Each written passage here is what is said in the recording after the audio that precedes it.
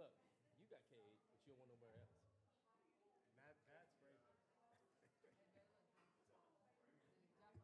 Is Jocelyn calling you? She said she might be later.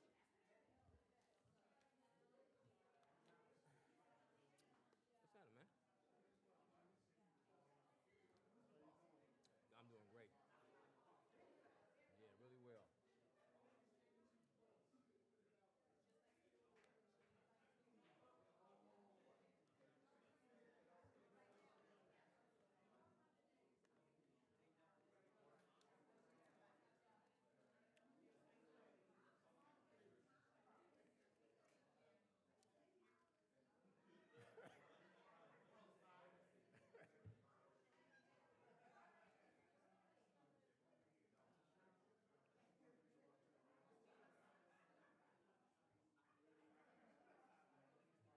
For this? Okay. I'll read it. Okay. So what we need to do today? What we did is the leadership came out and they're going to get them, and they're taking the other ones to the actual So staff. all I need to do is just read this, Yeah. And then and they then just give them. they throw it and take a photo, or give it to Marvin or Stacy. Oh, okay. Hmm. So I can. I'll read I this, can.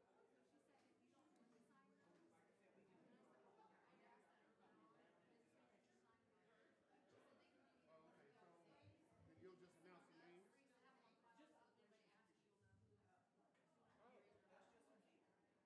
Oh, Uh, no, I like signing.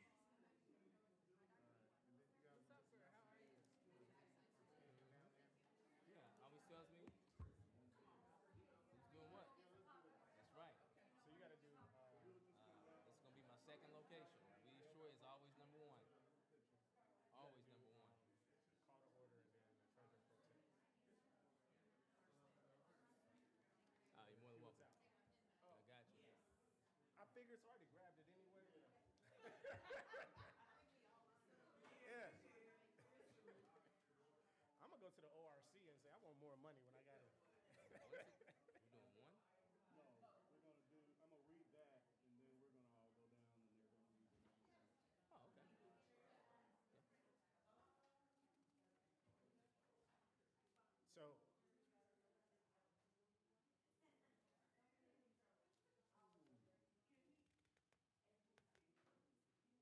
he can sit up here. He just can't say anything.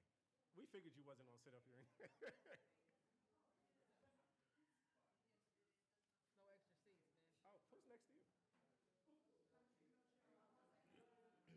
Oh, Mr. Riley. See next to Dr. B. So you want the paper too? I need to. Yeah. I mean, since I'm getting appointed treasurer pro tem, but I figured you was going to take this again. There. Yep. Appreciate you. I did. I was sick when you gave it to me. Yep. The bottom one is what we use the treasurer pro temp.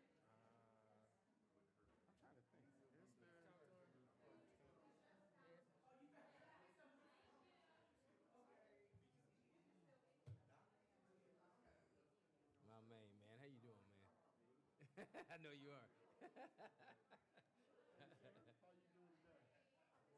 Hey, so how you doing? Good. Yeah, so it has to be a motion to appoint me as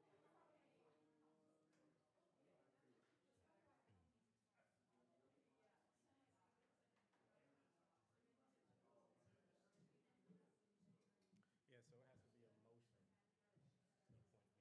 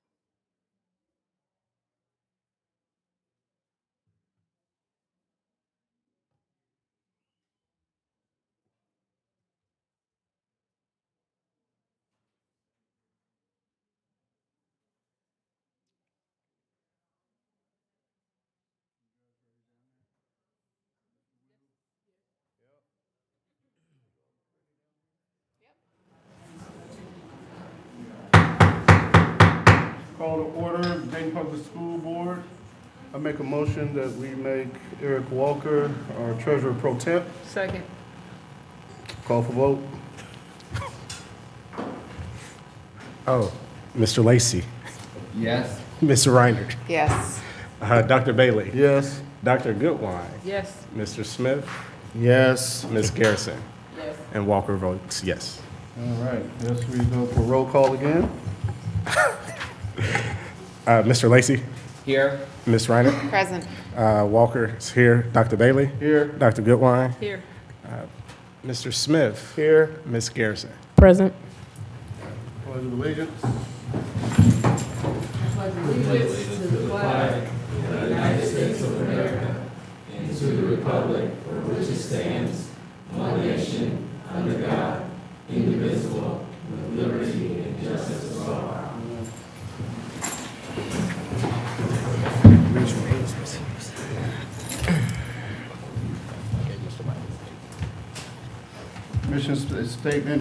Our mission is to inspire, educate, empower. Our vision is to inspire, educate, and empower scholars for a lasting impact. And our purpose, to cultivate a supportive and engaged educational experience. District events. Thank you so much, Dr. Bailey. I'd like to encourage everyone to come out to Read Across America Monday, March 2nd. Not just come out, but participate as well. It's a really fun time in all of our elementary buildings. Actually, 17 buildings. We do it in preschool as well. That might be one of the most fun places to do it. So I'm encouraged the viewing public to come out Monday, March 2nd and see your children read across America. And we have staff from Central Services, Central Office, and even from operations historically who have come out to read with students. So it's a team effort. Oh, and Treasury. David, I think you've been out before. All right. So we've got a special recognition for DPS Grounds and Operations Team. We've got a certificate. I'll read it. After I read it, then the board is going to come down front along with the superintendent. We read your name, and then we will take a picture after you get your certificate.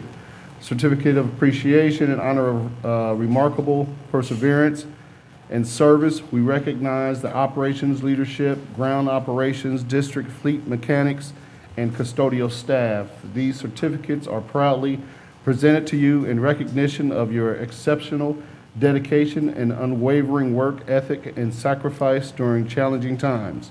Your spirit of teamwork and your selflessness commitment to prioritizing the safety of DPS student staff and community members above your own are truly commended. Signed by Dr. William E. Bailey, David Lawrence.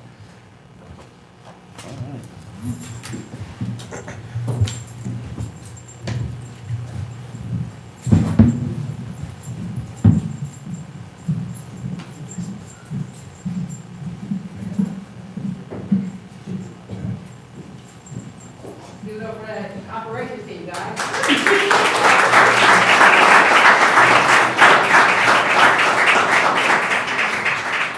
Operations team, come join us. Otherwise, we're just standing here.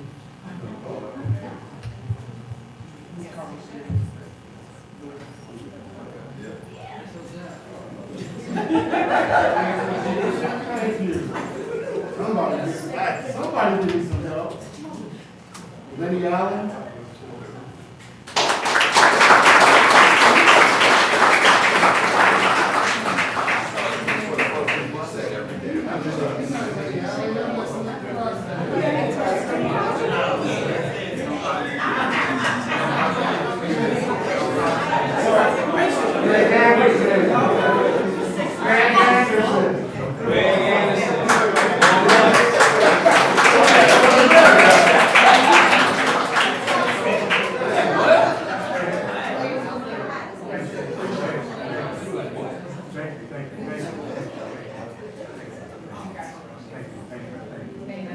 Mr. Taylor.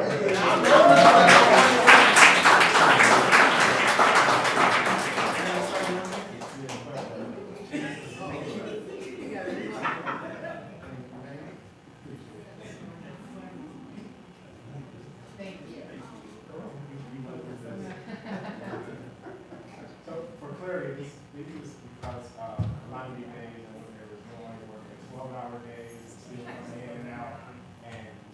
getting school back up and going, so. I was gonna say that later. Also, this brainstorm came from Red Park. So, Brandon Calhoun.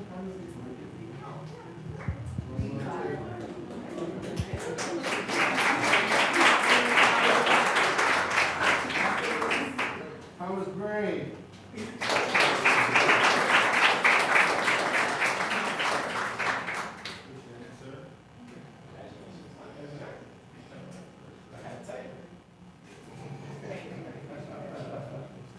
Robert Hunter.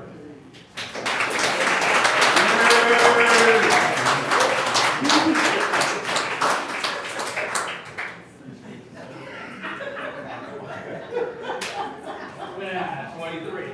23. Yeah. You might miss it. You might want this. Oh.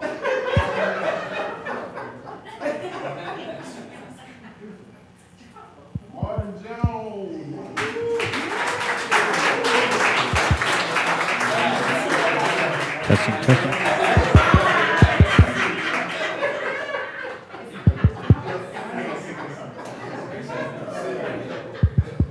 Timothy Powell. Test 1, 2.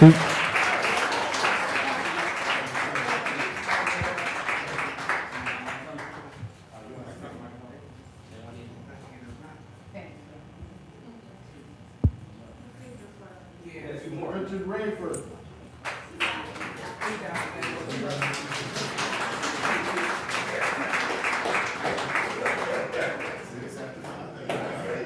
Earl Sanders.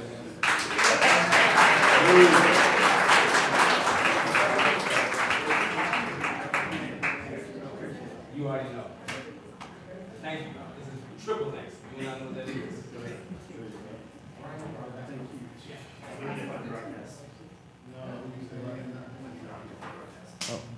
And last one, Katina Taylor.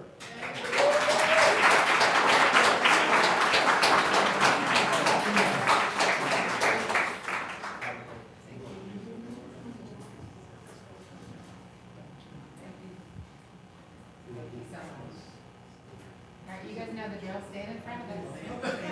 And the custodial certificates will be delivered to them. You guys are, wait for it. Come on in. Yeah, just like the student. Yeah, we'll make sure we can see you. Anyone needs to be up front.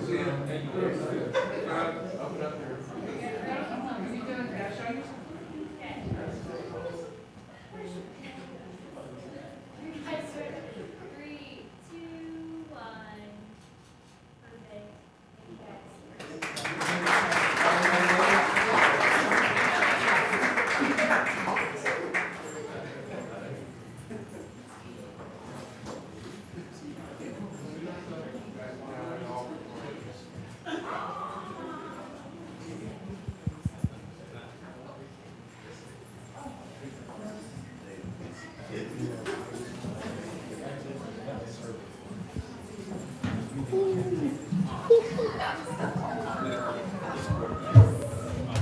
Chappelle Show. He didn't send it to me, but it's all good. I thought it was in the email, man. Okay. Was it to you? I'm in. No, it should have been all. Okay. Oh, All right. We'll have now a special presentation.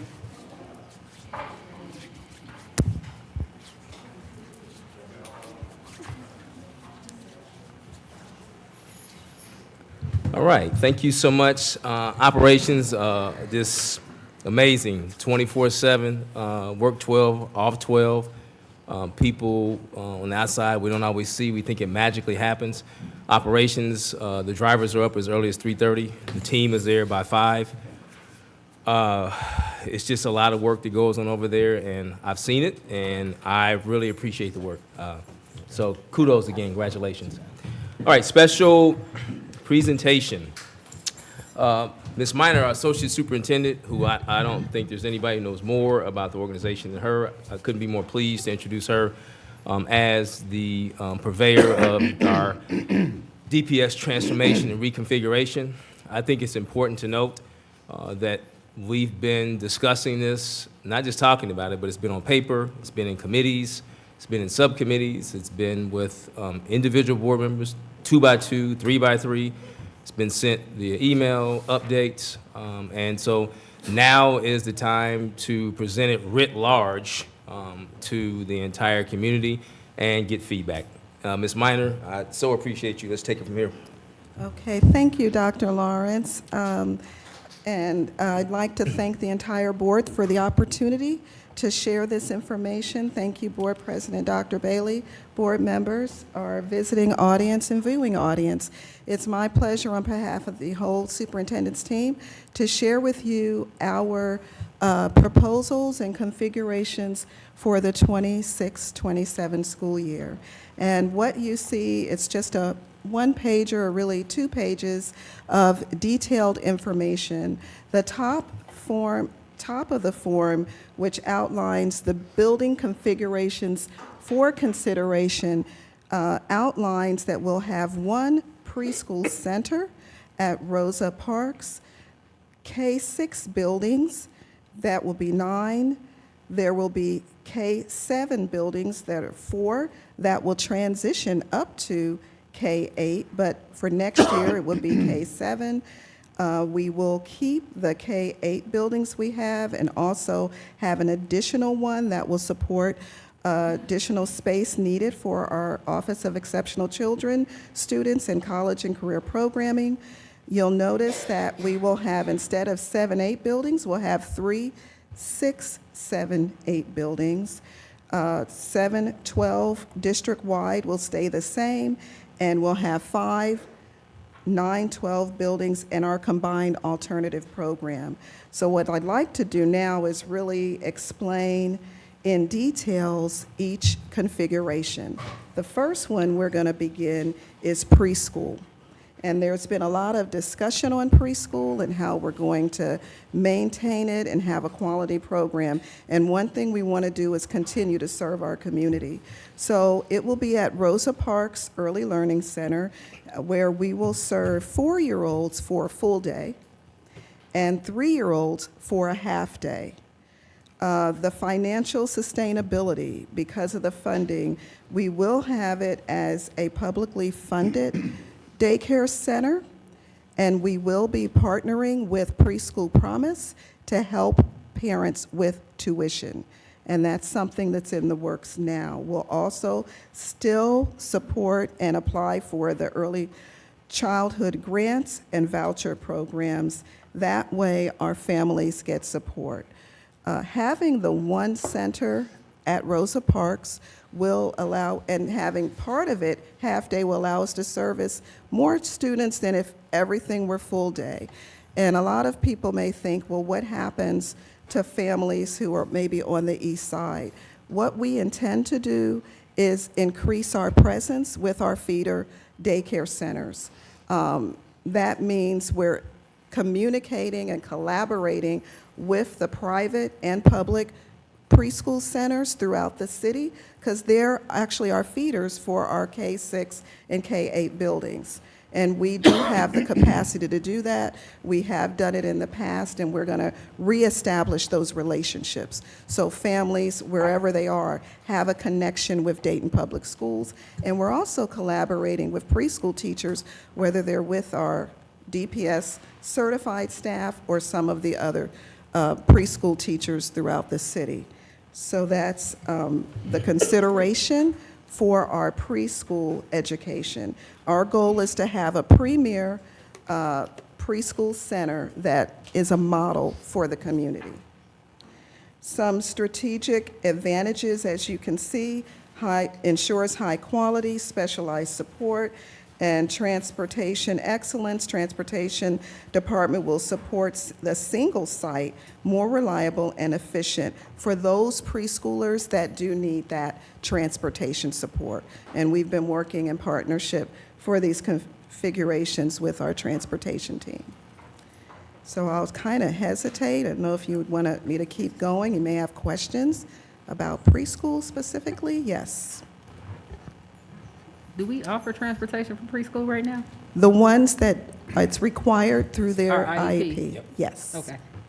Okay, I have several more questions since we've been talking about this in committee. But I can Yes. wait till the end, till you go through the whole thing, or I can go. Okay. You let me know. It's totally up to you. We go at the end? I do have a Okay, preschool wait till the end. question. Preschool? Before you move to K-6 on preschool, how many students currently does the district serve, and how much funding is with those students currently? So our preschool, about 700 students we're serving.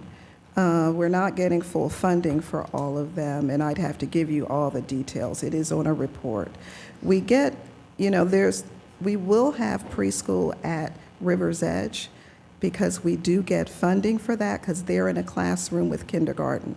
So that's a difference. So we do also have some projections on possible increase in funding through being a publicly funded child care center. We've got some projections on what we may bring in as a profit for some of the preschool centers as we charge. And then with current preschool, which funds is basically pulling from? It's Central? pulling from our Title I funds, which is really cleaning it out, and that hurts our K-6 initiative. So that's a good point, something where we know we need to reconsider how we're doing it. All right, thank you. Thank you. All right, since Thank you for the question. Yeah, I got something.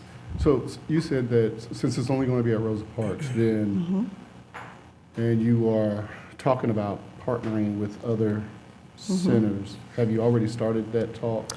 Yeah, so part of the kindergarten readiness is transitioning to kindergarten. We are required to partner with our local Miami Valley Child Development Centers, the Head Start programs. And we also have data to show who are the feeder daycares around each elementary school. The plan is to make sure our kindergarten teachers have opportunities to kind of form relationships with those daycare centers, so those families that are at the private daycare center or the mom and pop down the street know that this is where I want to send my kid to kindergarten.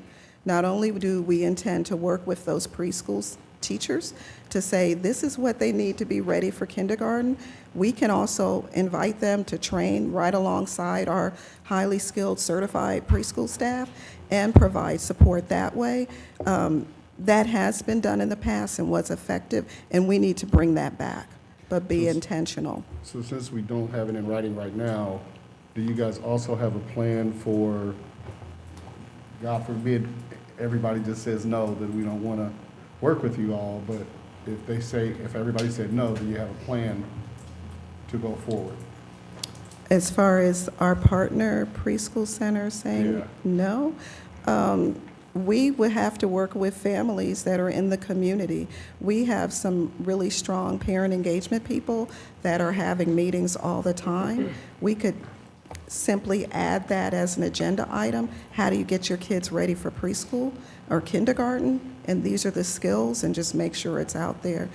One thing, many of the preschool centers are part of Preschool Promise, and that's part of the agreement for kindergarten readiness. So they kind of have to work with us in order to adhere to that. Okay. So that brings that coalition that's already in place. We just need to make sure we're doing our part and really being strategic about reaching out. Okay, thank you. Chris? Yes, thank you. And Jamaica. We've had several conversations about this in the school curriculum, I don't remember the rest of the name of the School committee. curriculum and programming. That committee. Couple questions that now that we're here in front of the full board, just catching them up. One of the data points that we asked were about individuals in preschool who actually enter into our kindergarten.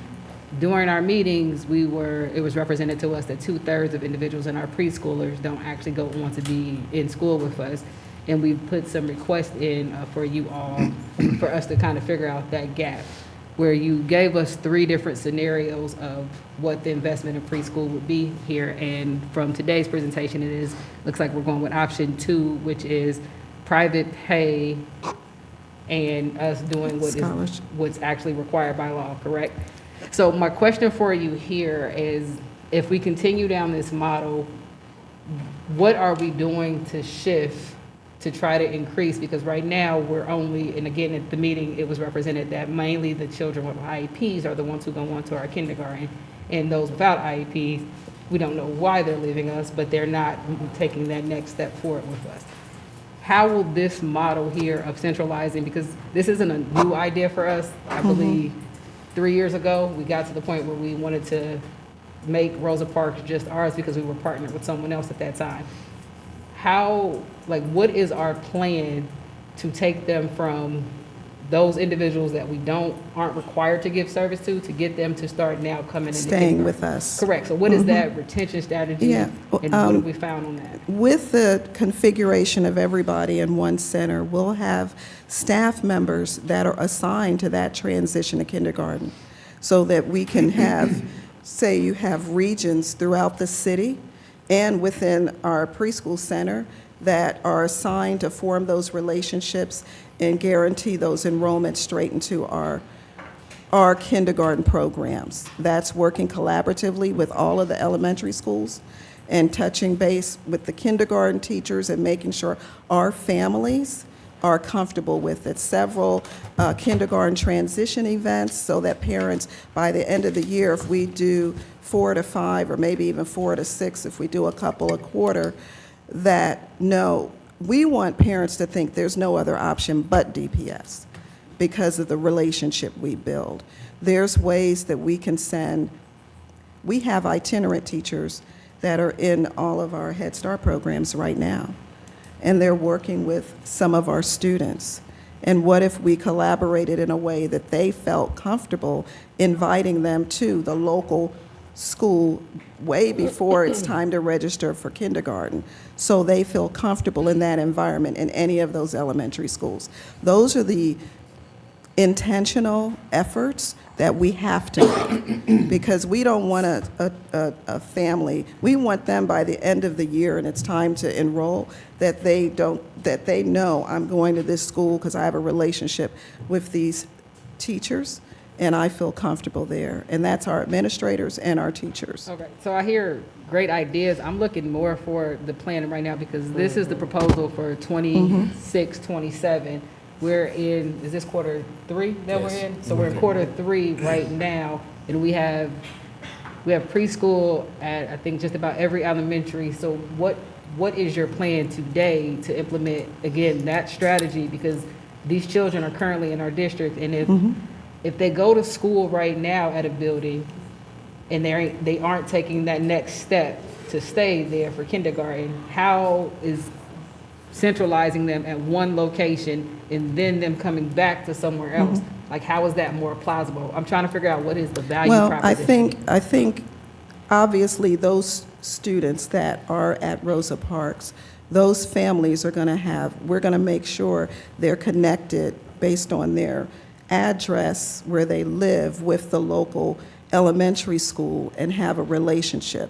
That's Can I interrupt you? Because I'm asking, what are you going to do now for our existing preschoolers based on the plan that you're telling us is next year's plan? Because it doesn't sound like we have to wait a year to see if Well, that happens. that's making the connection with them now as well, to make sure they intend to come to our kindergarten.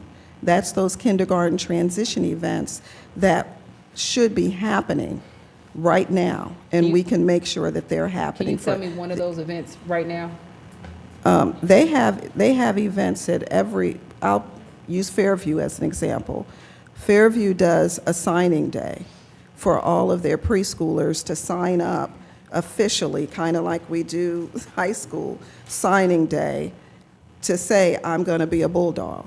So that's one example of it. And there are examples like that at the elementary schools. So are these new examples that you're giving me, or is No, this something no, we did that's last year? something that's happened in the past. That's something they do, transition to kindergarten events all the time. So I'm going to just ask your team, because again, the representation from the data is we're losing 2/3 of the preschoolers.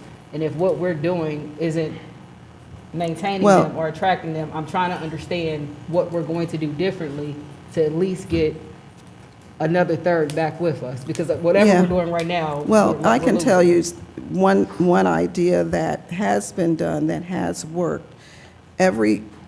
elementary school has preschool centers within a 10-mile radius, whether it's Head Start or private daycare. That staff, that team that's welcoming them for kindergarten needs to reach out to those preschool centers to touch base with those families so they know about the Dayton Public School in their neighborhood that's ready to welcome them for kindergarten. And we can do that at all of our elementary, all 16 of our elementary schools. That can happen right now. And that's part of the plan to make sure it happens at all the schools. So- That is the plan. My request to you guys would not just be kind of what you're asking us for next year, but also what you can do this year. Because like some of these things, even this touch point of. Yeah, of to speaking affect this with, year. The, what are they, the preschool teachers versus the kindergarten teachers, that piece of it, again, if you are able to see some success now, because we're still investing in something that Yeah. isn't yielding a reward for us ultimately, because again, we're losing, again, based on the data that you guys showed us, we're losing 2/3 of the population before they go to kindergarten. So that would just be my request for you Well, guys to bring us back. and what we'll do is to bring tangibles. more detailed of the plans on Saturday to really map it out, to show how that can work. We'll bring that. All right, thank you. Thank you, Mr. President. Yes. Yes, so you said for preschool across the district, we're currently serving 700 students in preschool? Yes, approximately. Mhm. So if this gets centralized, how are we fitting 700 preschoolers in Rosa Parks? Well, I'm not sure the exact numbers that'll fit. We'll have a half-day program for the 3-year-olds, which will double that number. It looks But- like 179 students, 136 to 179 currently fit in Rosa Parks. Right, but we'll do a half-day program, so you can have double that, so it won't be the 700. We know that. But then aren't we doing ourselves a disservice to the funding, what this model is saying it's going to generate, because we're going to be serving less students if we centralize it? Well, we're going to No. bring in, even with the smaller numbers, we'll bring in income that we're not getting now, servicing them throughout the city. And have you- Because we're not charging right now, so we're taking a loss. And then the transportation plan, I mean, because I know we're going to move on, but have the current families been surveyed, or the community? Have you guys done anything out in the community to get feedback as we look to generate interest in this type of model? If that's going to serve all sides of Dayton, east, west, far as- south, yeah. north, I'm to not- have their children come on a certain side of town for preschool?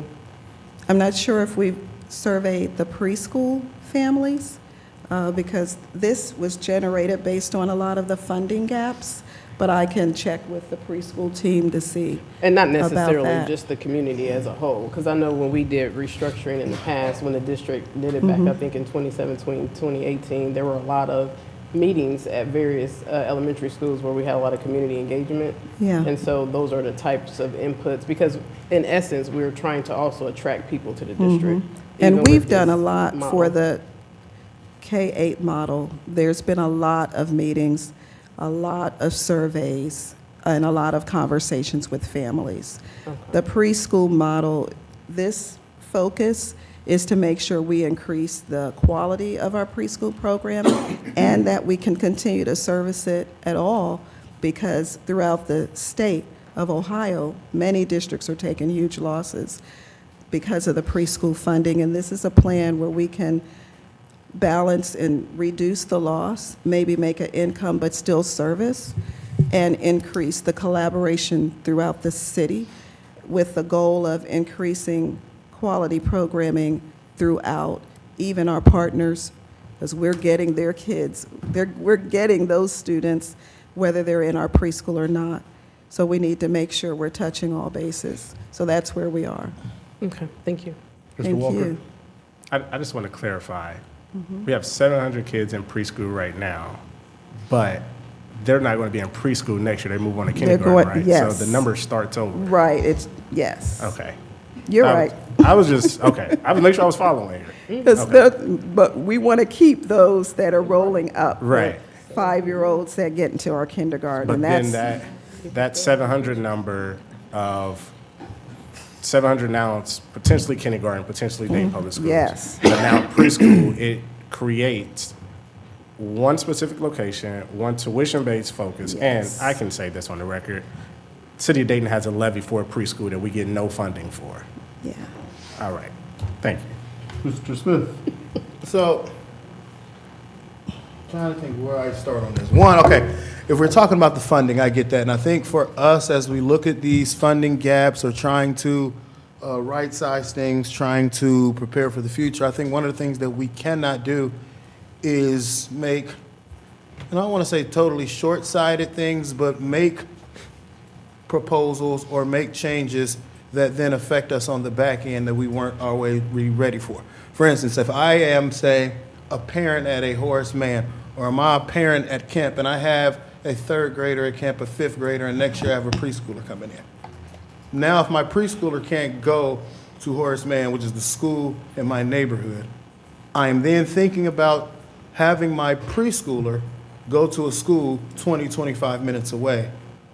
And if I'm a parent, then what happens if, I say, I'm not going to do that, I'll put my child here, but to make that work for me, my third and fifth grader that were at Horace Mann, now I'm going to move them over to a charter school. And now, by trying to fix one funding thing, we're losing money in another space. And I think that is important for me to look at, because if we know that just in Dayton general, not just the DPS issue, transportation is a huge thing. We also know that we're looking at possible cuts down the road if we don't, if things don't happen the way we need it to at different levels. So we really don't know these full pictures of what it looks like fully to then do transportation for preschool, because we currently don't do it now. Then if we're saying we're going to partner with other preschool providers, to me, that lessens the ability for us to get in there and direct children to Dayton Public Schools, because if I'm working with an outside provider, they don't have to just have us in there. When they have their kindergarten preview, they can have ADECA, they can have Horizon, they can have Dayton Leadership, because those places are in there now. And so I don't see how we have that wraparound with those folk if we're saying we're not getting it done now. And if we're saying we could do these things at Rosa Parks, then I don't see how we're not putting our minds to how do we currently, right now, like if we have preschool in every building, that is an opportunity to be talking to parents every day who are learning about Dayton Public Schools. My child was in preschool. His favorite person in the building was the principal at that school. That's how we learned about what was going on in Dayton Public Schools. I'm not going to learn the same if I'm at MVCDC, where I have everybody coming at me. And that's not a knock on anyone, it's just the nature of what's going on. And so for me, that is different. And then when we look at kindergarten readiness, if we're saying right now that we are trying to improve kindergarten readiness, the numbers that we currently have for kindergarten readiness are reflected by some of the students that we get that come from outside of our current preschool. So our numbers are low and students are not adequately prepared for kindergarten right now. Then I do not see how we're going to improve that if we're taking away spots in what is one of the highest rated preschools in the area. Like Dayton Public Schools does preschool better than Yes. other people do preschool. So for me, we're looking at trading off a funding gap to lower our preschool readiness and preschool services if we know that we do preschool better than other people.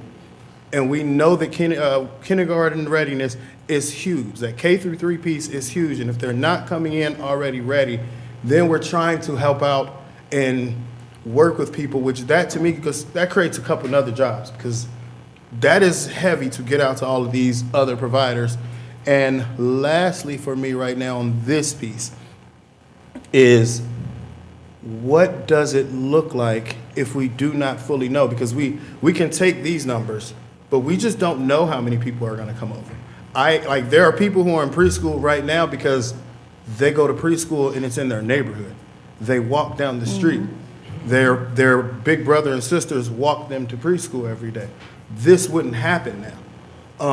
And so if you do not have that piece happening, then I think we're trying to just move seats around on the ship, and it's sinking if we're not really figuring out what this truly looks like. Like, so I just don't know if I'm ready to say, for me, that I would be wanting to move everything to one centralized location when there's so many other things that we could be really trying to figure out. Like, how are we, like, moving it and working with people? It increases the workload for our engagement teams because now they have to go out and make new relationships, whereas we have our spaces.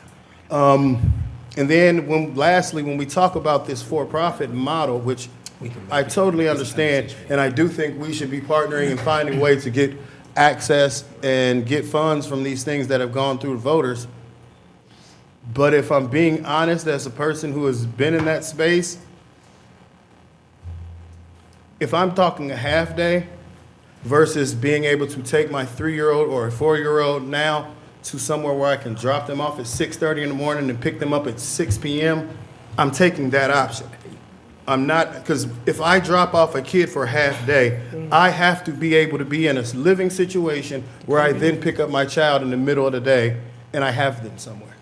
If I'm going to do that, I might as well take that same voucher and put them in a program where they're going to be somewhere from 7 a.m. to 6 p.m. And so if we're not looking at what does that look like, now if you say Rosa Parks is going to be open and we're going to have this as a center from 6 to 6, that is a different value proposition to a family than saying you can come here for half a day, then you come pick up your child, and if you have to work or if you're in a situation where you have other things to deal with, then you need to find another provider to take them to.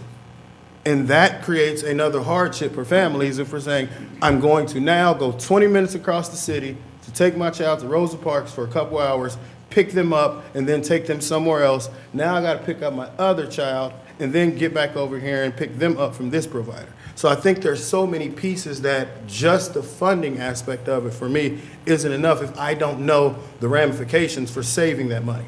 We could get some income. I don't see us getting income off of like the 700 we have now. Because if people have to go from, yes, I have free preschool across the street, high quality, it helps me out because it's free, and I may have to use this voucher to do a evening program or after school care. But it is different now if I'm using my voucher for DPS and then trying to split that voucher money off with somewhere else to do after school. Like, those are the pieces that I want to see. What does it look like for us? Yeah, Yeah. and we'll take that into consideration. One thing, I do agree that right now, those preschools that are in all of our buildings, yes, we need to recruit and retain every last one of them to stay and go to and enroll in our kindergarten. We definitely do. I would just say, as you mentioned, we do have the top quality program, and we'll work in part. And there may be a collaboration we can do with the local preschool center, so there's an extended day program. And we definitely need to work with the local daycare center so all the quality improves. So thank you for your comments. Appreciate you. Mr. Walker? Again, the clarification thing. The preschool that is operated at, for instance, ADECA or Dayton Leadership is actually Miami Valley Child Development Center that is operating a preschool inside of those facilities, right? I can't speak for what theirs are. I'm just going off I of what know I that. know for sure. Okay, so that Yeah. could be. Okay. One thing you all may or may not know, we have something called itinerant teachers, and they're in all the local Head Start centers. And Right then- now, they're servicing just a small group of kids, but there may be a collaboration where we're touching more and forming relationships with more families than what's there to recruit into our kindergarten programs. So those are things that are in the works. And another clarifying piece for me, when it comes to preschool actual funding, the public school district is supposed to get priority funding versus or over the privatized locations or mom and pops and things like that. Okay. So we're working off that agreement, so our parents can be compensated. All right. Thank you. Dr. Thank you. Umar? Yeah, Yes. 3 more requests for you guys. One, can you find out our charter schools, so Mr. Smith made a comment about charter schools, and I kind of wanted to know our competitors, how many of them, like, in where they're located, have preschool? And Okay. what is that? Like, again, They charge. my second one for you guys is, I've heard repeatedly that we have high-quality preschool, but I'm not hearing the same thing about kindergarten. And our gap is that we're not converting to the kindergarten where we actually do get funding. So I would like you guys to, I know you told us that you surveyed families and all that as well, but can you give us some data too on our kindergarten teachers? And kind of what that relationship is right now between the preschool teachers and the kindergarten teachers?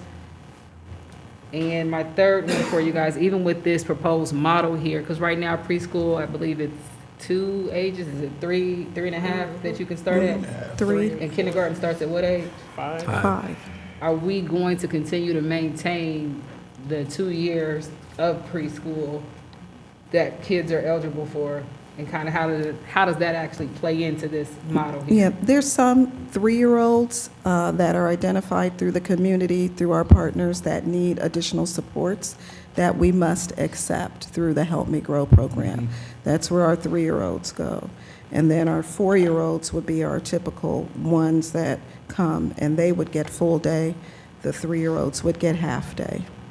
Okay. And I'll just wrap up with again, we made this statement to you guys, which I want to echo Mr. Smith here too.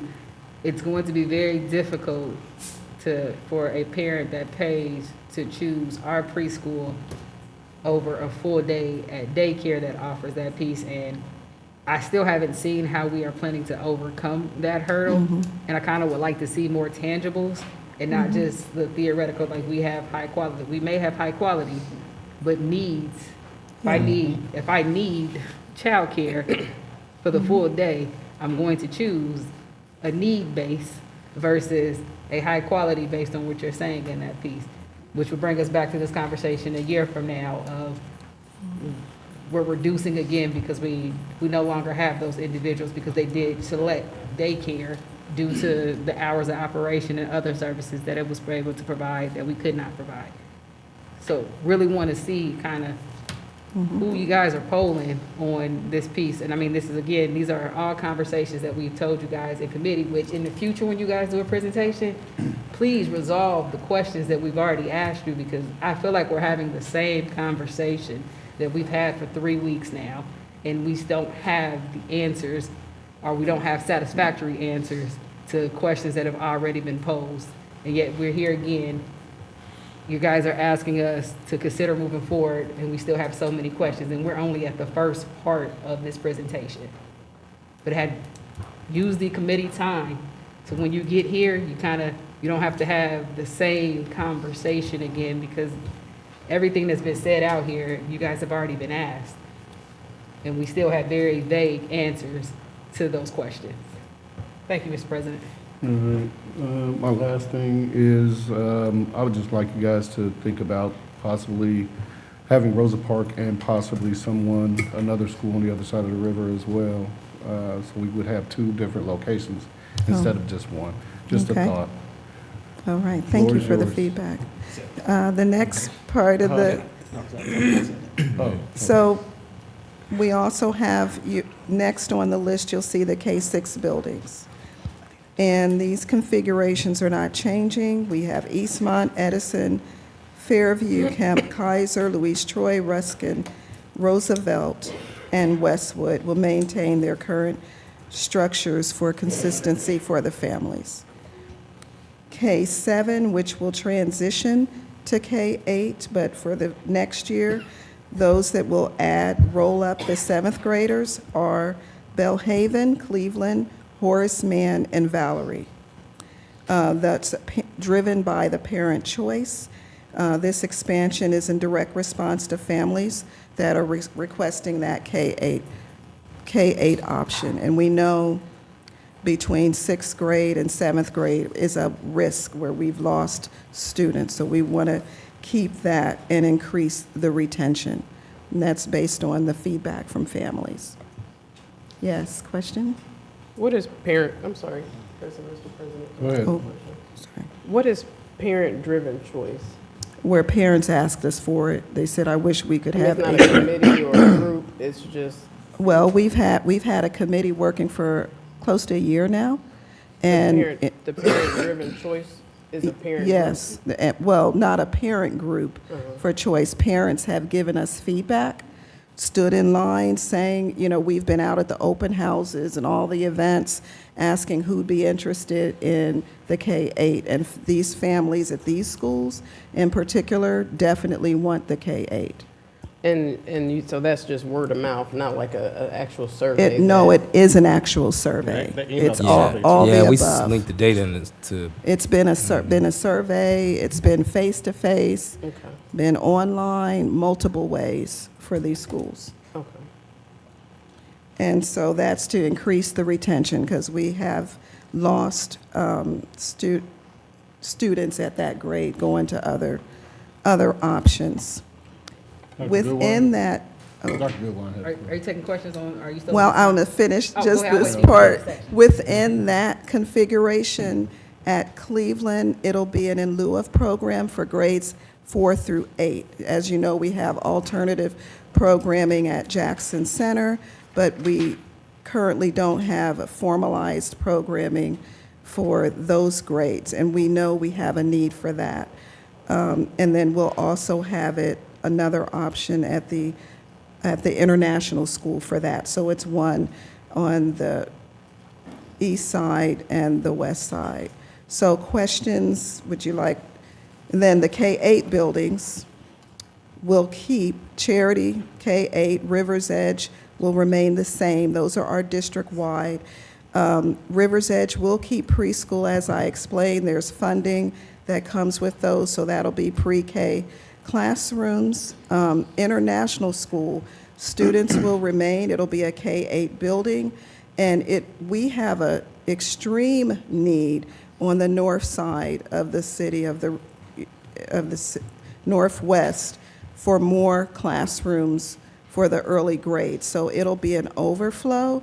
We also will use International Building to support our students with disabilities for their Project Life programming, to maybe the coffee shop and things for that community, as well as some college and career programming that'll extend the STEM opportunities down to from Thurgood, because we've got a space issue, and adding the in lieu of. So that would be the K-8 models. The first group of schools will be K-7 at first, then roll up to K-8, and then these others will be K-8. And we also, well, I'll talk about that next, the 6-8 buildings. But any questions about the K-8? Yes.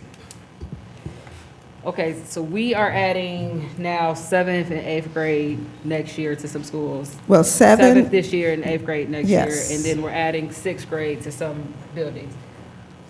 My major question for you, I know one solution that it appears that we are resolving is that we're retaining students, which that's great. New issue that we're creating, because we're not at 90% staff at all at this moment. Right. Yeah. I actually don't know the percentage of teachers that we have staffed at this moment, but I don't even believe we're at 80%. So if we're adding these new grades here, it sounds as if we're going to be straining our already strained resources when it comes to teachers for these individuals.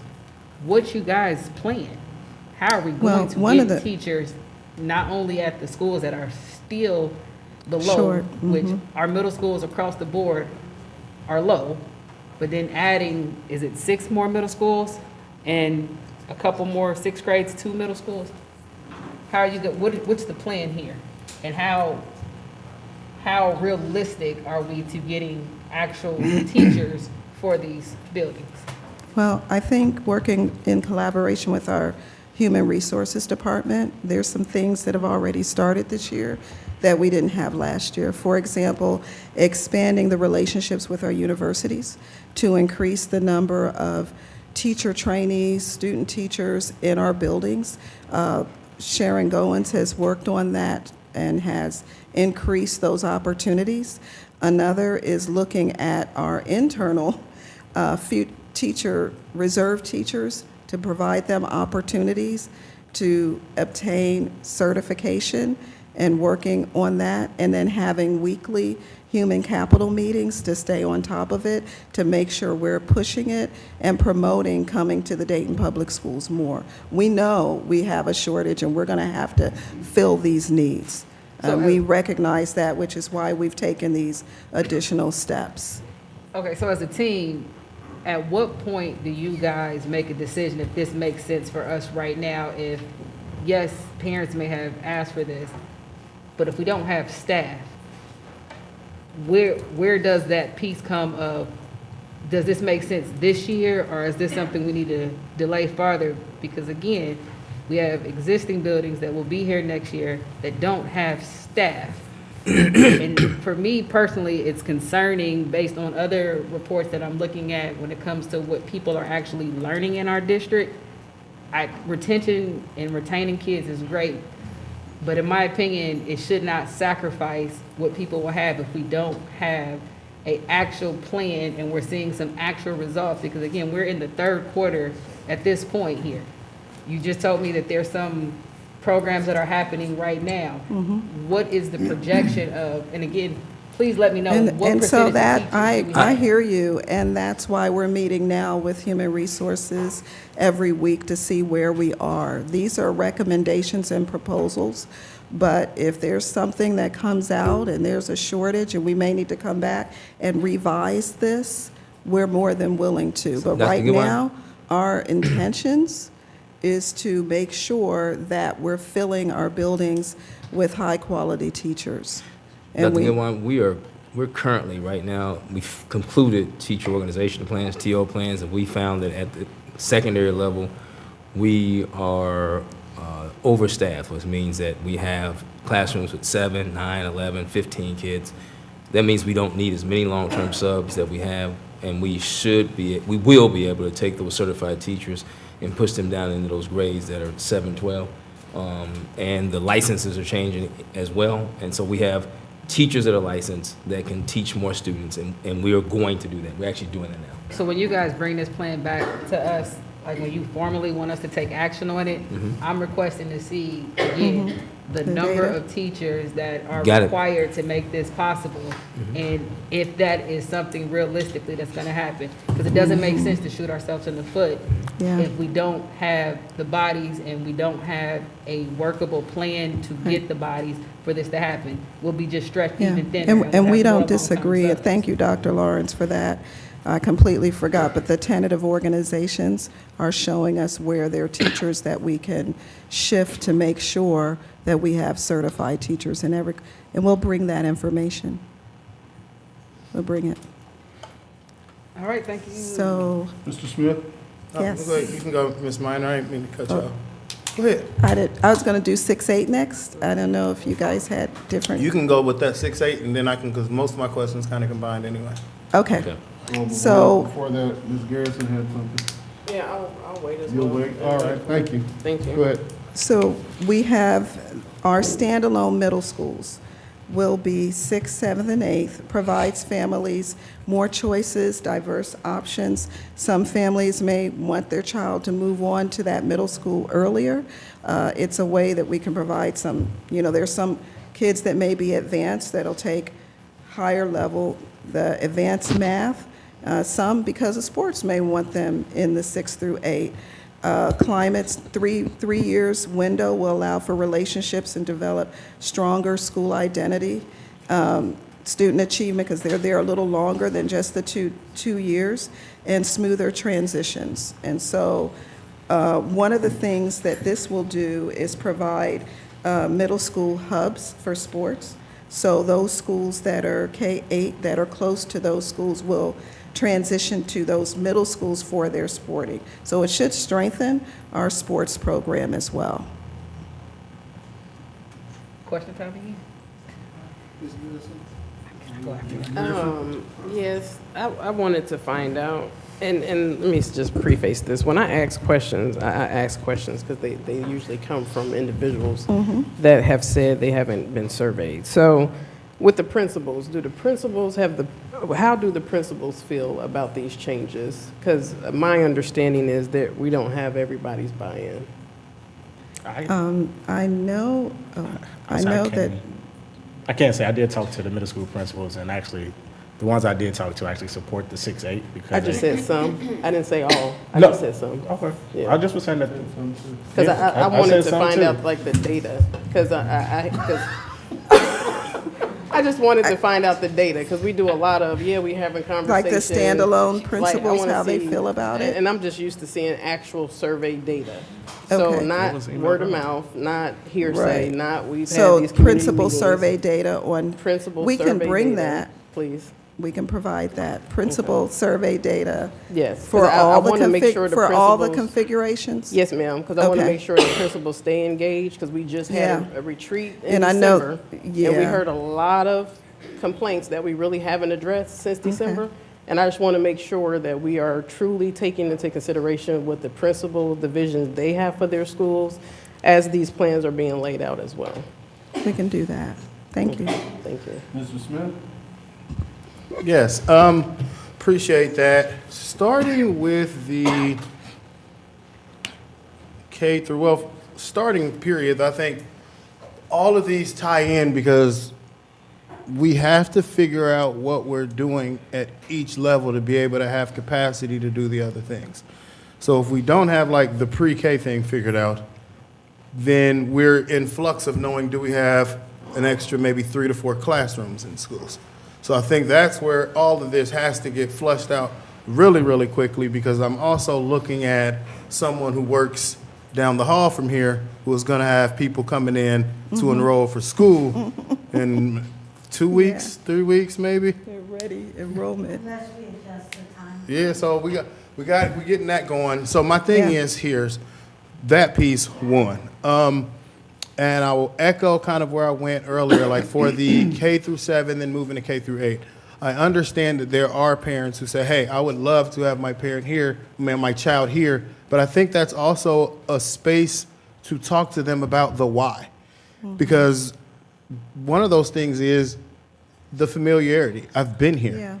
Yeah. So then it makes me go, okay, if you're wanting to stay here because of the familiarity, or you are comfortable here, or you're not ready for your child to go here, or you might have heard something that you didn't want to hear about another option. Like, I think that is an opportunity for us to look at how do we stand up our standalone middle schools as well, because if we're not addressing that issue, we're going to continue to try to appease people until we cannot please. Like, we're never going to be able to please everyone all the time. So you're going to have some parents that say, yes, I would want my 6th grader to stay here at, say, Belhaven. But then you might have a room full of 1st and 2nd grade parents that go, but I don't want my kid at school with 7th and 8th graders. And so then what if they go, you know what, I'm pulling my 1st grader and putting them somewhere else. I'm putting them at this school that is K through 4 because I didn't want this. And so I think that's how, for me, it's how are we talking to everybody and getting the full picture? What is the real impact? I do think with the K through 7, there is a space and a need. Like, I like the idea on paper of putting at Valerie because it creates the opportunity to have a campus where I can have a child there from kindergarten to 12th grade and they can just go right across the yard to Meadowdale.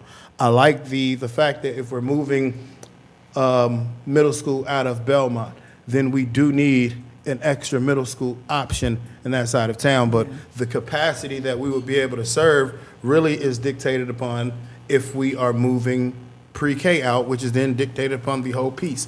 So I think getting that is going to be huge. 6 through 8, I just want us to figure out how are we changing the issue that we started with. So I think when we look at the two, it's like this paradox where we're saying where parents wanted to stay where they were because they weren't going to the middle schools that we had and they were choosing other options. Then adding 6th grade to that other option, it doesn't change a parent. Like, if I'm a parent and I didn't want to go to this middle school when it was 7 and 8, what about it is going to make me want to send my kid there in 6th grade if we're saying we needed to add 7th grade to other schools because those parents didn't want to go there in the first place? So it's like we're sending out a mixed message if we're saying we need to create 7th grade at Cleveland, Horace Mann, Belhaven, and Valerie, because as we stand, they're not going to Wagaman, E.J. Brown, and Wright Brothers. Then on the other hand, we're saying we're creating another choice by adding sixth grade to the schools that we're saying parents didn't want to send their kids to. And so, like, instead of figuring out what grades we're putting in, like, that standalone middle school, what are the supports that we're giving there? Because how are we changing the narrative? Because if we're saying we want to create parent choice, it doesn't help the narrative that the schools that we have, people aren't trying to send their children to. And if you keep that going, then eventually they're going to go, well, next year we're going to have seventh grade at Louise Troy. We're going to have seventh grade at Kaiser. Parents say they don't want to leave Edison. They don't want to leave Kemp. Then what happens when they get to eighth grade at Kemp? Or when they get to eighth grade at Cleveland? Or they get to eighth grade at Horace Mann? What data do we have to show that keeping them in this building K through 8 helps them come to our high schools? Because once again, we will be keeping them in a building. Like right now, we still don't know what the benefit of keeping children at River's Edge until eighth grade does for them going to high school, outside some saying, hey, will I still be able to audition for Stivers? And so it pushes the quote unquote undesirable. And for all these other schools, please do not think I think that, because I love all our buildings, but we have to address that, because if we're saying we've created a situation where you can have a different option, but we do not know that once you've exhausted all the years at the option you prefer, will you stay in Dayton Public? Because what is the use if you stay at River's Edge for till eighth grade and just go to Carroll next? What is the use if you stay at So Valerie till eighth grade and then you go to One data point we'd Horizon? like to share is, because we have opened up our enrollment for our high schools through the innovative academies, and we can bring that data to show the board how are we doing with that, because those eighth graders have already designated where they want to go, and we have some schools with the programming that already have a waiting list, and guess what? It's not the three, it's not Ponit, Stivers, and Meadowdale per se, but it's some of the traditional high schools. Because of the opportunities, they actually have some wait lists for their freshmen. So that's showing us those eighth coming to ninth, we're keeping more of those. And we plan to, as we build and expose families to what we're actually offering. For example, our middle schools, one thing we want to make sure our families know is there are no other middle schools with the number of career tech programs in this whole region. They don't have the IT, the business, the agriculture, and the allied health opportunities. They don't have that. That's only with Dayton Public. So the more we get that message out there, the more they're going to be selecting and feeling comfortable as we improve all the way around our middle schools. I think, And those leaving middle school, they are going, people are trying, there's a wait list. We haven't opened up the doors of those coming from charter trying to get in, because we give preference to our families that choose Dayton Public first. But there is a list of people waiting to enroll right now. and I think you're making my point in a way, because if we have these programs in the middle schools that are nowhere else in the area, we're not showing that if we're saying we're opening up seventh grade in these buildings because parents want a different choice. Like we're defeating our message by saying that we have great programs in middle school, but by the way, if you don't want to go, we're going to give you, like, it's competing. We're competing What we in wanted that. to do is be the district that gives multiple choices, because our families are diverse and different, and they deserve to be able to have choices. And so parents that want to keep them in that building, because that's where they are and they're comfortable, and there may be some families that want to have the choice to do the 6, 7, and 8. I think it's all in how we market it and present it, and we want to bring people in from the outside. We've got a whole lot of competition with K-8 charters right now that could come to us Right, and and I- choose us. And I think that's where I think we aren't embracing the thoughts of the people who want, like, it's almost like we look at some of them as I know there's a segment of our population that will be here. They're not going to Carroll. They're not going to Alter. They're not about to go to the STEM school. They're not going to Miami Valley. But that is not the segment of people that drove us to put 7th grade into River's Edge. Like, we have to be honest with ourselves and say, the reason we have 7th grade at River's Edge is because those parents said, we're either going to stay at 7th grade at River's Edge, Stivers, or we're not coming here. Yeah. Like, that is a real thing. Like, people said they weren't coming here. And I've talked to so- some of those parents that are excited about that. And when I ask them about, okay, after 8th grade, because that's what we're talking about, right? Where are you going? And they're saying, wow, you all have provided so many opportunities. I'm not sure which high school my kid's going to pick now. So that's choices. So I will, Ms. Spurlock? I will, I thought I was next. I've been waiting too. So I don't think I was coming back to it. Oh, okay. Thank you. That'd be a good one. Thank you. Okay, I had a couple things here.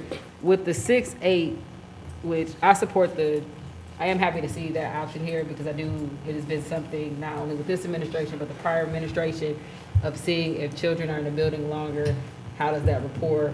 How does it bank help on them? Mhm. My question for you guys is if we're adding 6th through 8th, then why aren't we also capping at least 3 elementaries at 5th grade? Because Oh. where do the kids come Yeah. from in that point of it? It would just make sense Okay. that if we're going to We add- discussed that too. 'cause that- We discussed that. Again, we're on that teacher piece of Yeah. it. So that one, I would like you guys to consider capping. Like a taking away. K-5 and then a 6-8. Especially like We a did Louise discuss Troy. that. Like, Okay. yes. Yeah, like Louise Troy is right there. I know. I mean, Yeah. somewhere, the class has to go somewhere. So there's that one. Mm-hmm. Second, even though we barely touched the surface of the athletic piece of it in our committee work, I don't want to lie to people and tell them that we're going to have this robust program of athletics in middle school with all these additions, because athletics in the 7th and 8th grade, it is the wildest place that you can actually, you don't have to play for the school. You can play for intramurals, you can Right. play for someone else, you can do this other stuff. So it wouldn't be a great investment for us as a district to put these things in place, knowing that kids have significantly more choices when they're in middle school than they do at the high school level. I mean, essentially, they have the same choices that they have in elementary.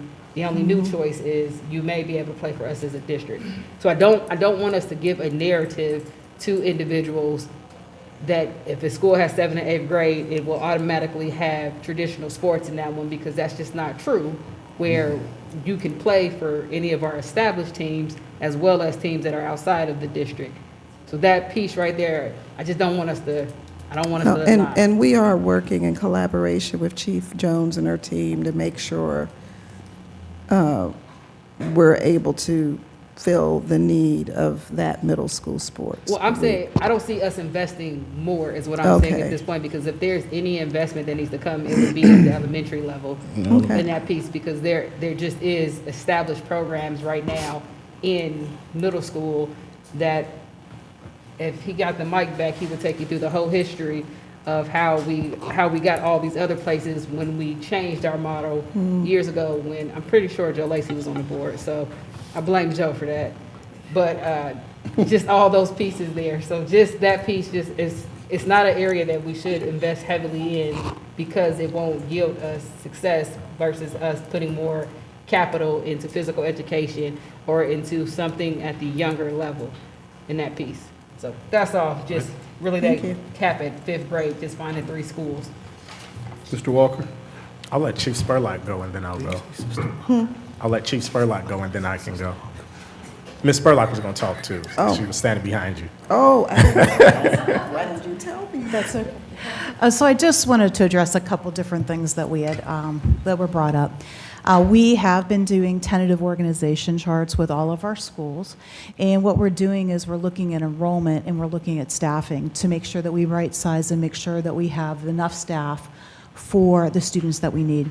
In some areas, we look at enrollment and we close classrooms and open classrooms. So any of the configurations that we select, we will make sure that we staff according to students and not to be overstaffed. So that's always a concern. So when we look at these things, that's how we can move staff based on licensure to different locations. We are already looking at multiple places where we can reduce staff and then relocate them to places that need them. So I just want to, we've worked many, many hours on that. So I want to make sure you're very clear that we want to make sure that we're staffed correctly. We are working in conjunction with all of the departments to ensure that we do that. The second thing is that when we look at the number of students that are in our preschools and moving over to kindergarten, what we have is we have 3-year-olds in preschool and we have 4-year-olds in preschool. When we look at the data just on those students that are eligible for our preschool, we can look that just 3 years ago, we were in the 60s for those that move over from preschool over into our kindergartens. And over the past 2 years, we worked very diligently.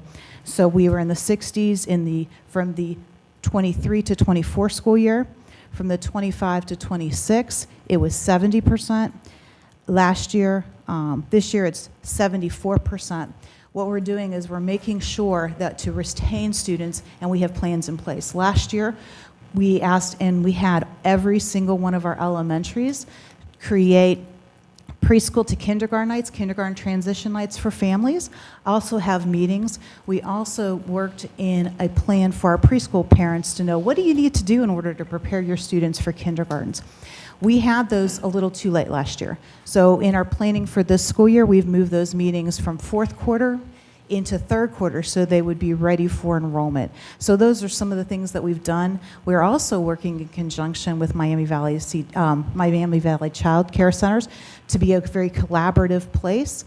We've had multiple meetings every month with them to make sure that we're in conjunction, and we have worked, like when we have a place that we don't have spots, we transfer them to them. When they don't have spots, we transfer them to us. We've also worked very collaboratively in our principals. We gave them the number of all of their locations throughout so that we would invite all of those students these transition nights to kindergarten, and we are going to do that, but we moved it up from fourth quarter to third quarter to ensure that we can make sure to retain students and also get students into our kindergarten programs. Thank you. Mr. Walker? Thank you. So for me, I appreciate the data that you all sent with the surveys that you did do. I appreciate the parents actually saying that they want their kids to remain in those buildings. I appreciate even more that looking at middle school being 6-8, when you look at the suburban districts here in the city, all of them are 6 to 8. When you look at standalone middle schools that are charter schools, they are 6 to 8. When you look at DECA is 6 to 8. Trotwood is 6 to 8. So to look at this now, and athletics absolutely for middle school, but we have to be clear here. Our high school coaches don't even go and recruit our middle school kids on a regular basis. Let's be totally honest here. It's not a real thing. Nobody enforces them to go and do it because they play everywhere. So they don't even recruit within inside of our actual district before making these high school jumps and actually seeing what they want to do. For me, I appreciate talking to principals as well because everyone knows that I'm around just like Dr. Lawrence. And I appreciate principals saying that for 6 to 8, they would actually welcome it because they need at least a year to get a student acclimated to middle school. So that becomes challenging when a student is just in 7th grade and going to 8th grade because now you're leaving all over again to go to a high school. Even with, again, your survey results, parents said the same thing in here that I'm saying now. So I appreciate the work that your team has done with this. I think for me, the question I had before was about a preschool on the other side. The question for me was those feeder schools of International, Westwood, and things like that. So I appreciate the work that you all did on this. Ms. Minor? Floor is yours. Okay, thank you. I've got another question. Oh, you have another question? Yes, well, just a comment. For me, and I'm only speaking for myself, when and I don't know, my team members may agree, when anybody comes for a presentation, it would be helpful to have like all the exhibits as an attachment with that presentation, because not all of us sit on the committee where you guys have been doing a lot of this work. And so it's important when you come to, get buy-in from all the board members, that we have all that information to look at in advance so that we don't, necessarily spend an hour, hour and a half on this particular topic, because we would have looked at it, ahead of time. And I'm just used to, like I said, when, on my job, we have an acquisition control board. We have to have references to everything that we mentioned, so people know the history, the funding, the statistics, the surveys, all the data. And it would just be helpful to have that, so that we're not, looking at this and having you guys stay here longer than you necessarily need to, because you have done a lot of this work in the committees, but I'm not on that committee. I haven't been in those meetings, and not everyone, has. So just for future reference, if you guys could do that for me, that would be great.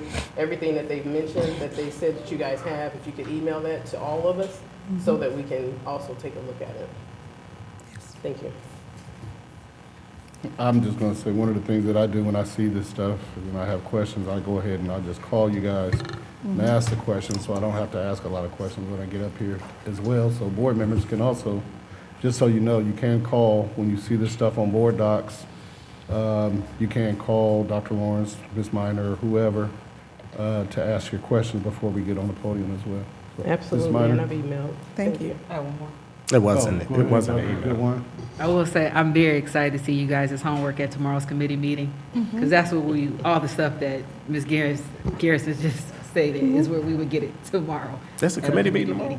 It's not for you guys, it's if you're not on that committee. But this has been really great. Please make sure to Case in email. point. what The y'all meeting, do. the meeting should be so much swifter, since we're having the same conversation right now that we're gonna have tomorrow. And you've gotten so much more feedback now. All right. Ms. Okay, Minor? that's, That's it? yep, Oh, Thank you. thank you. President Oh, Bailey, No, if I we're may. doing seven- Oh, we got a nine through whole 12. lot of stuff on here. I'll listen to you for We 30 minutes. finished it. We didn't do 9 through 12. Thank you. Any other questions? Yes, thank you, Mr. President. I have a question. Can you talk more about the unifying bell times for schools? Yes. I would like to know a lot more about that. Thank you. That is to help our routes better service our families. Right now, I'll give you an example. In the Dunbar area with Louise Troy and Wagaman, they're on the same bell, so those families can share the same buses and the same routes, so it's more efficient. We'd like to do that throughout the city, so that would make sure that certain schools that are close to those middle schools, like a Kemp and a Wright Brothers, would be on the same tier, and the routers can better manage that and provide better services to our families. So that's what that would mean, that's the feedback we got from transportation. Okay. Could we get a map of that with the schools and Yes. so you guys can show how you're grouping the schools? That makes sense. Yep. I thought we were going to go to a 2-bell schedule. That's right. Maybe next time, right? I know, I wish, yeah. Can I just say it? You can. Go Okay. ahead. We, as being a part of the meeting of that day, we did look at a 2-tier bell schedule. Yeah. The issue is, we have charter schools that don't want to come to the table and say they would be interested in doing it. Yeah. Mr. Smith? No, I was seeing if we were going over the rest of what's on here. We can still got like Mount Street. That's it. Oh, Right. the So- alternative programming? Yes. Thank you. With combining, having Mound Street at Jackson Center. And so Mound Street, as it says here, there's a lot of repairs, $8 million worth in pending repairs. Unifying the staff will consolidate our programs and provide more certified teachers for our special populations. And so it's operational, way more efficient, providing a higher quality instruction because we'll have more certified staff and be able to build on serving that population at a better level. So we're excited about that. We've talked to the Mound Street team and Jackson, so we're putting it all together now. Looking forward to that. Thank you. Go ahead. Okay, my major concern, not necessarily, like I do support you guys sending them to Jackson Center, that's great. What I don't want to happen to another one of our buildings is what happened to Ludlow 1 when they decommissioned it. And Oh, yeah. it went from whatever the number was at that time to significantly larger because the building has just sat there unused. So although I see that savings, I do believe we have to figure out how we can utilize this building and that piece of it. I have on my desk to put a proposal to Dr. Jones for us to create some type of teen center or something like that. But if there are other ideas out there, we can't let a building just go to waste in that piece of it, because then we'll have another property on our portfolio that we could have, that had a small problem, and then it got larger by neglect and not putting into it. So I would like to know too, what are other options for the Mount Street location, whether it is to serve as an administrative function, whether it is something for our students to do something in, just something that gets us going so we don't go 2 to 3 years and an $8 million problem turns into a $24 million problem. Yeah. Dr. Goodwin, all the things you mentioned, and a few more that we talked about, including storage, we're going to bring those to the school facilities committee to hash that out there. Sounds great. Yep. That was the plan all along. Is that the building operations committee? Yes. Yes. All right. Mr. Smith? Yeah, I'm glad Dr. Goodwin mentioned that. Not only that, like we saw we had to do something with Hyatt because that our insurance skyrocketed if we're not using those buildings. My concern there is as we move groups together, that we aren't losing what made those things different. Like Mound Street, I remember very vividly when we first talked about the alternative school, Mound Street showed up en masse to say, hey, one of these options was to put the alternative school in Mound Street and kind of mesh the two together, and it's a different space. You have one group of children that are there because of behavioral incidents at their school. Some are there for just a short stay, some end up staying longer. Another group are students who have self-selected to be in this alternative type of education due to life situations, things that have happened. And so I would want to see, what does that look like for the building? Does it look like we're meshing everybody together in the same classes and trying to hash that out? Are we creating some of the same spaces that we talked about having for the students that are in there in lieu of? Like, what does that fully look like? Because I do understand the need to move them into the space because of, finances and the work that we would have to do. But I don't want us to lose what made the students stay at Mound Street, because that is also one of the reasons we got Mound Street. And there are other people in that space. If we look down right up the road, they're building a alternative high school.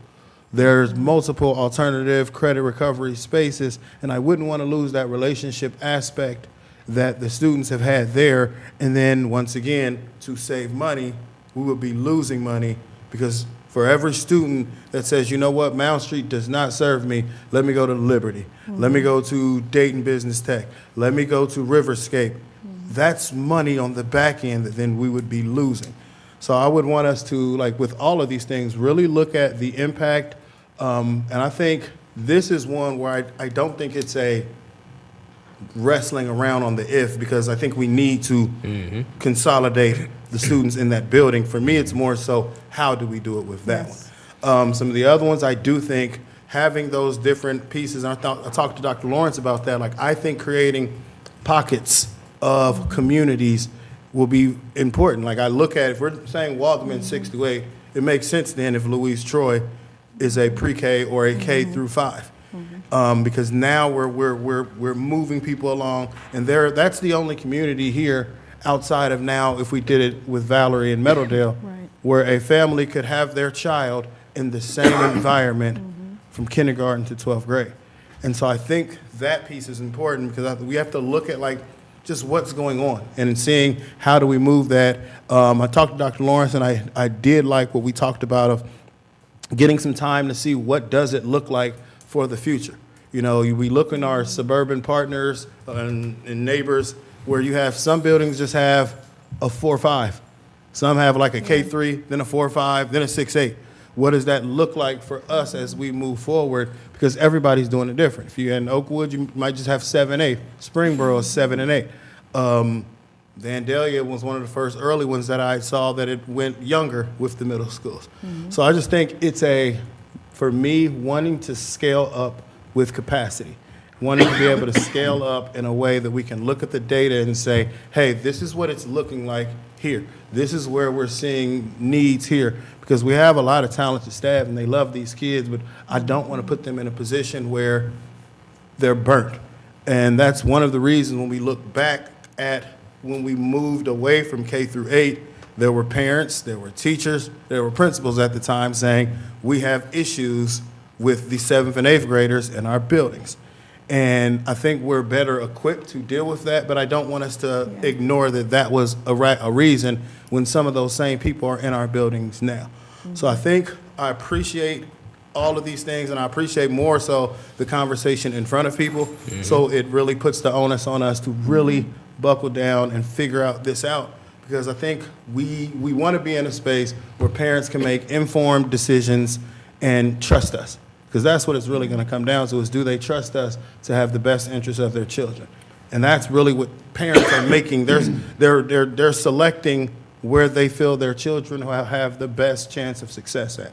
And so I think that there's so many things going on. Ms. Garrison mentioned it last week about putting out the good that's going on, talking about what's really going on out here, being super transparent about where we're trying to fix things, letting us know, hey, what does it look like for teachers? Some buildings are in a better shape right now than others when it comes to having certified teachers in there, moving these things around and doing it early enough where people can make decisions about where they want to transfer, if they're going to be here, on top of understanding the fiscal situation that we're facing. So I look forward to getting all of these things. I'm excited about tomorrow. Just appreciate the conversation and appreciate you for standing here and taking a lot of questions. Thanks, You're Ms. welcome. Minor. Thank you for your comments. Thank you. So on Mount Street, a few things for me. One would be, I think Mount Street being on that side of Dayton would be really good. I think for me, I would be curious on the work that Dr. Lawrence and your team do to really push the 22+ program. Oh, yeah. To get those family members over there involved. The second piece for me would be, we do know that Mount Street has a lot of students who do use the RTA. So if there's a way to get with them to survey that area to look at it, stop being closer over there. I do know that the city has a shuttle program with the library connecting to the job center and things like that. So I don't know Okay. if that could be something there. And then another piece with me is Mount Street moving to Jackson gives access to funding that they do not have access to by being at Mount Street. For the Mount Street location, I know we voted on a lease agreement for another storage facility, but maybe an idea here. I do know that here in the district, there is no place for professional development spaces or meeting spaces, so not sure if that could be looked at for that area. And then last thing for me with Jackson is, can we figure out what the name is going to be? Oh, yeah. Yeah. Ms. Goins is already doing that. Yeah. There's a board policy, and she's already following the guidelines of that policy. We don't usually follow that for name recognition. The name change, so go ahead. Get that. As a staff, I'm just telling you, we're going by board policy. Appreciate it. Comments. Anything else? From anyone? Thank you for your Okay. presentation. Thank you, Ms. All Minor. right. Now we are going to have hearing of any of the bargaining units. Two. I see two here.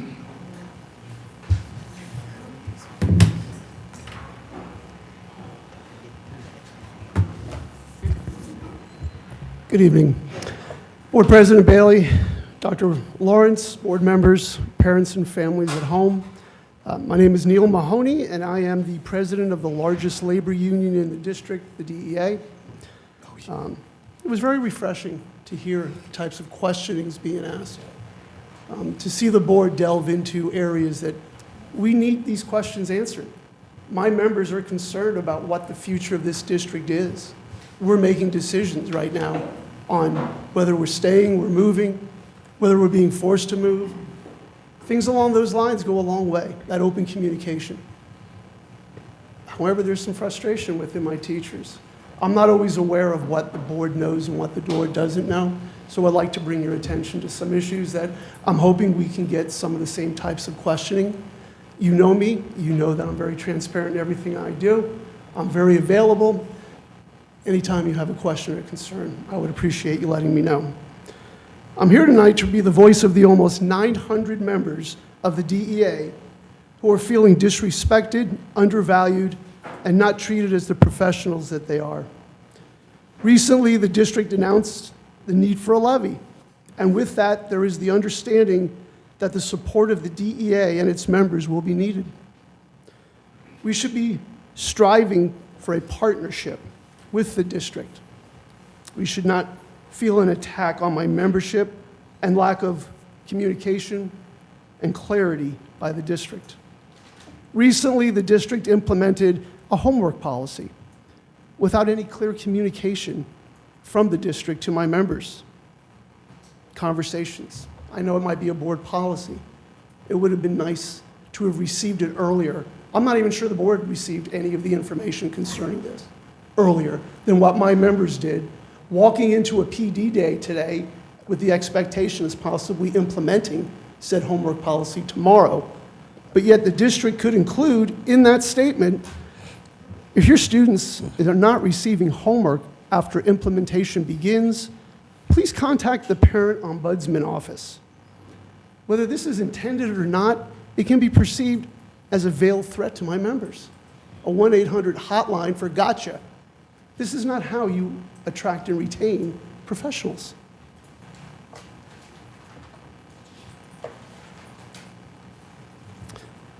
The union was not notified recently when one of our members was placed on paid administrative leave, which hampers our efforts to be able to give a fair representation and due process. Simple communication.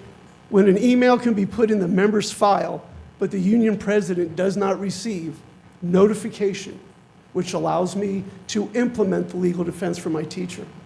Simply due process is all we're asking. Several of my members have been harassed by administrators for asking that the union get involved in protecting their rights at their building. This will be considered retaliation for union activity and is currently in the hands of our council. As in my experience with this district, over 30 years, as well as every other union president, to have a retaliatory action for union activity because my members simply asked for a visit by the union president to their building, that's unheard of. Lastly, there was a recent email from our superintendent concerning teacher attendance, which resulted in the following email that I just recently sent to my members, which states, as you are aware, the district recently issued an email to the building principals regarding staff attendance. This district, in the communication, stated that they are shifting our primary focus to teacher and paraprofessional attendance.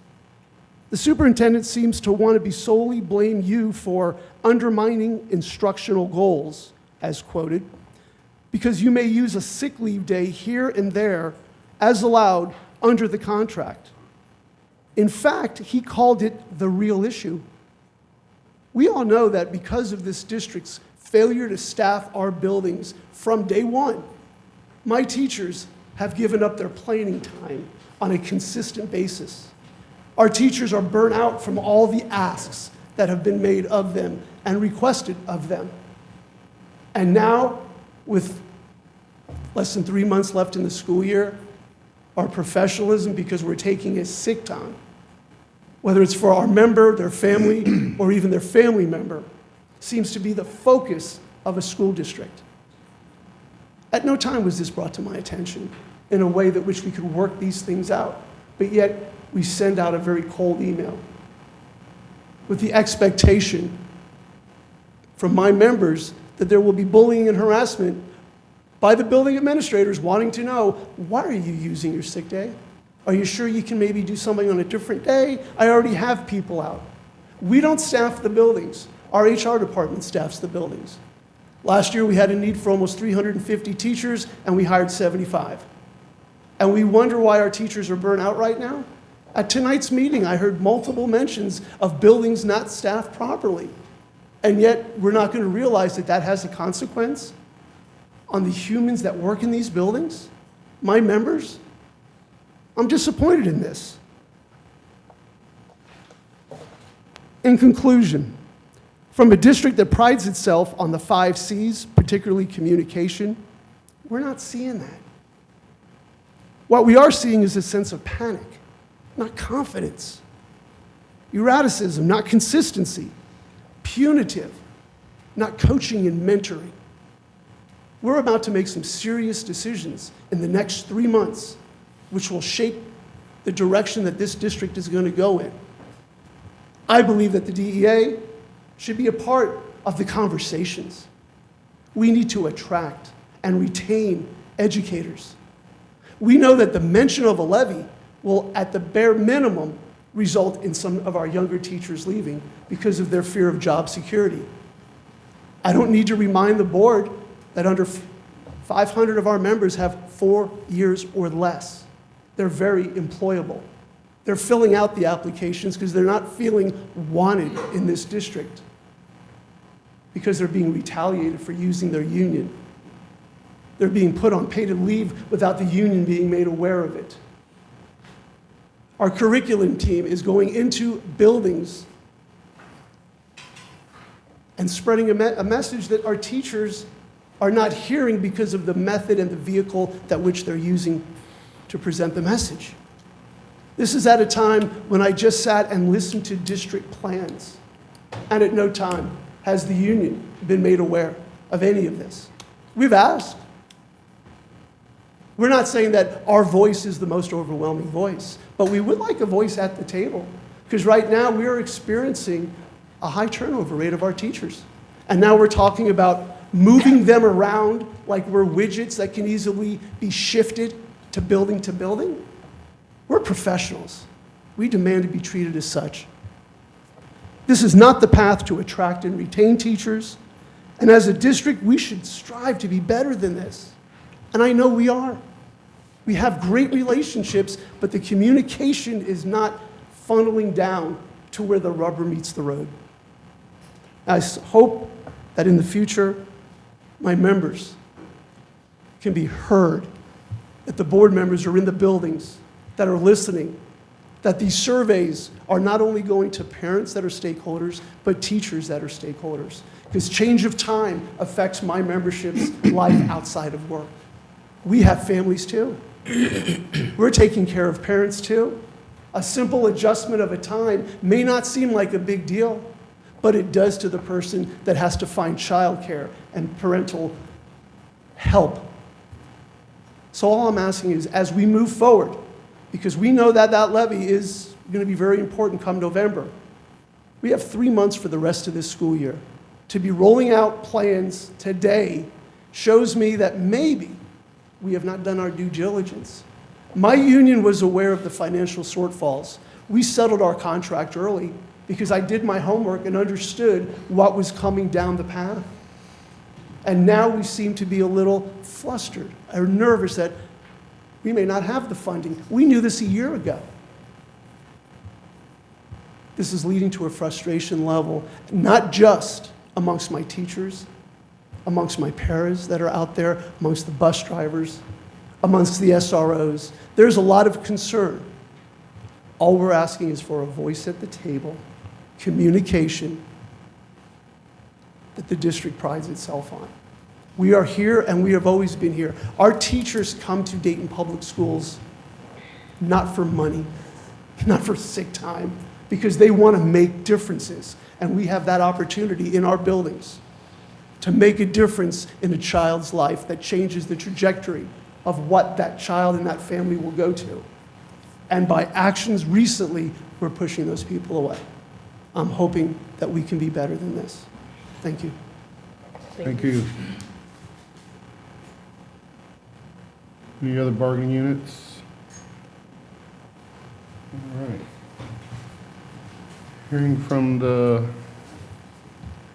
public, it is inappropriate to, limit remarks to 3 minutes. The president has the discretion to extend the time. When your time is up, you are to stop speaking. It is inappropriate to address any matter involving pending disputes, grievances under a labor agreement, disciplinary action involving an employee or a student, ongoing labor negotiations, concerns, or matters that have already been settled, and/or any matter which, because of its nature, is deemed appropriate to be discussed in executive session.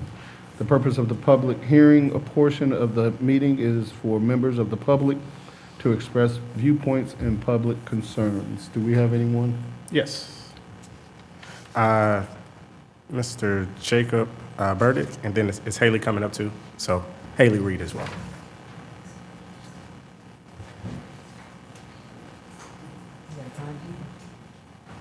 Yeah, who's taking the time? He's always I'm doing the two time- jobs right now. Yeah, he's always the timekeeper. You have 3 minutes. Welcome. Thank you. We're very grateful to be here today to share a little bit about our senior capstone project for the University of Dayton's Dayton Civic Scholars. Perfect. So we're both members of the Dayton Civic Scholars. It's through the University of Dayton's Fit Center. So it's a 3-year program focused on civic engagement in the Dayton region. We are currently 2 of 9 members working on our capstone project with the Victory Project. So over the past 2 years, our cohort has had the opportunity to view various community assets throughout the greater Dayton area.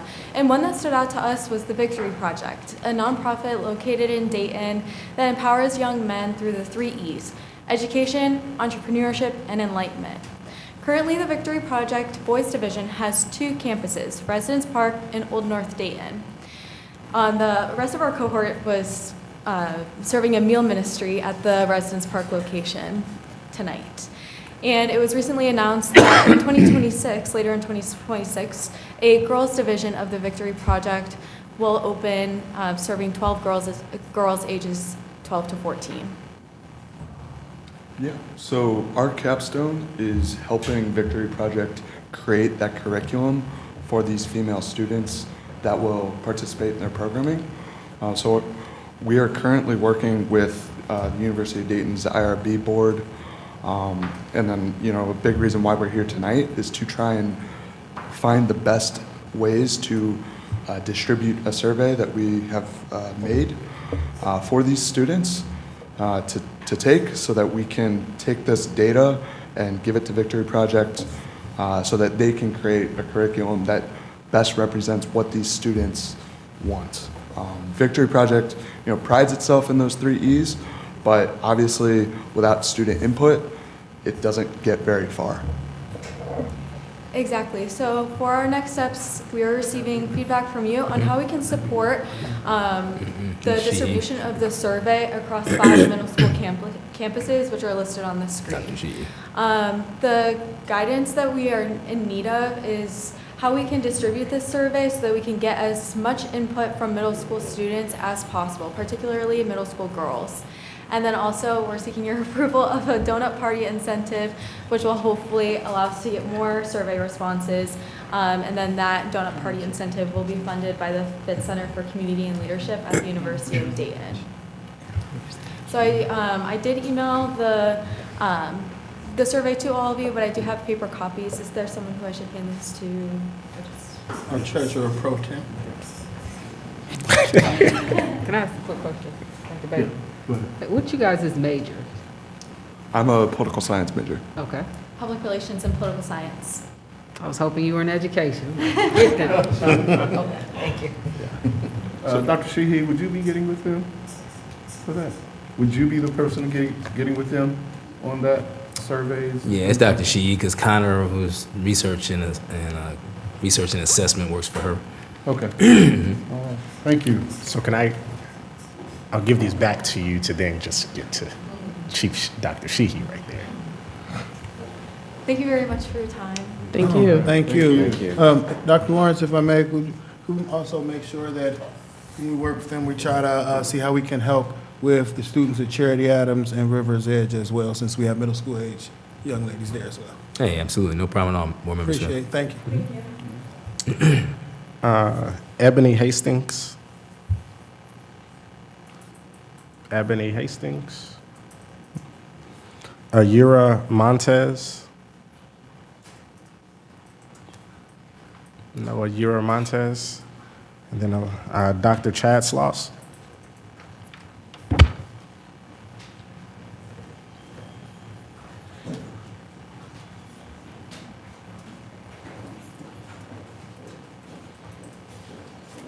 Hey, greetings. How's everybody doing? Pretty good. How are you? Good. Doing well. Happy Mardi Gras. Oh, yeah, you're not going to get to go this year.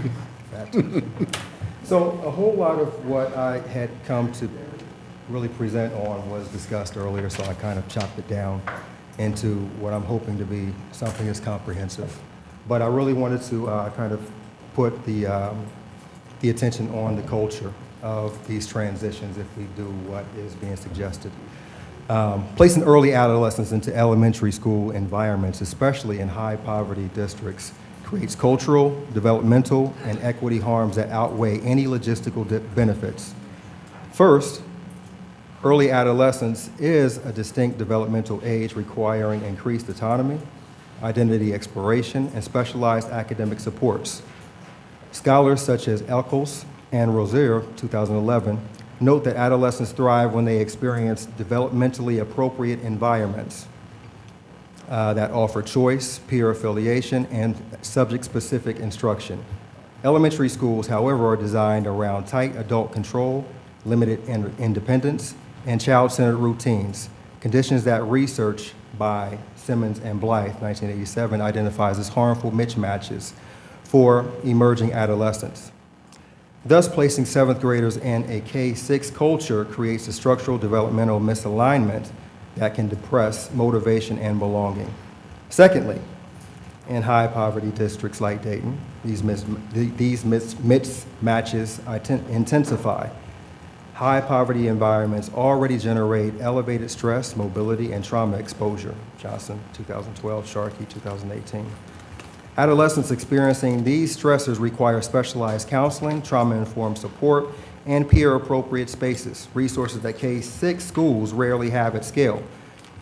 Research on urban school transitions shows that when adolescents are placed in environments lacking these supports, schools experience higher behavior incidents, low attendance, and more disengagement, Way et al., 2007.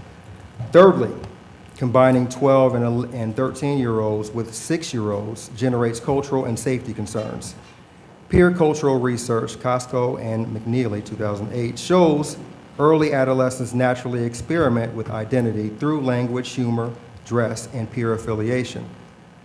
These behaviors are developmentally normal, yet they can be misread as defiance or deviant or threat in elementary cultures. By placing older kids in a system not designed for them, the district risks increasing disciplinary disproportionality, particularly for Black boys, a longstanding concern in Dayton and similar urban districts. Fourthly, K-6 schools lack the structural features that protect adolescent dignity, such as the departmentalization, flexible schedules, electives, and privacy-appropriate spaces. Studies comparing K through 8 and K-6 plus 7 configurations show that adolescents placed in elementary settings report lower school connectedness, lower sense of status, and diminished academic identity. Is that my time? Yeah, Yes, but I should have gave you a 30-second notice, so I give that. It's cool. If anyone wants any of this, like in a full report, I'm willing to generate it. I would be interested. So, all right. Thank you. Thank you. Appreciate you. Yeah, that was it. That's it? All right.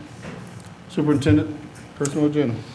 I'd like to recommend for approval, items B through G. So moved.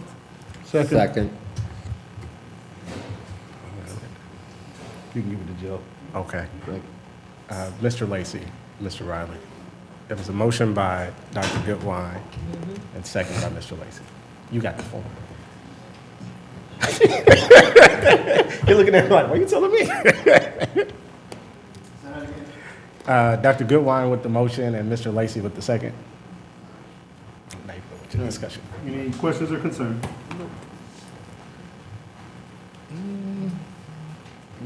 All right. Call for a vote? Dr. Bailey, Yes. Mr. Lacy, Yes. Ms. Reiner? Yes. Walker votes yes. Dr. Goodwine? Yes. Mr. Smith? Yes. Ms. Garrison? Yes. 7 yeses. Dr. Bailey, I recommend Superintendent's Personnel Agenda H, recommendation to approve the following resignations after July 10th. Second. Second. Call for a vote. Oh, moved by Mr. Lacy, second by Dr. Goodwine. Yes. Dr. Bailey? No. Mr. Lacy? No. Ms. Reiner? Yes. Walker votes yes. Dr. Goodwine? No. Mr. Smith? No. And Ms. Garrison? Yes. 5, 3 yes, 4 no. 3 yes, 4 no. Yeah, 3 yes, 4 no. I'd like the board to take a look at the budget information, and if they have any questions to David Riley and or myself.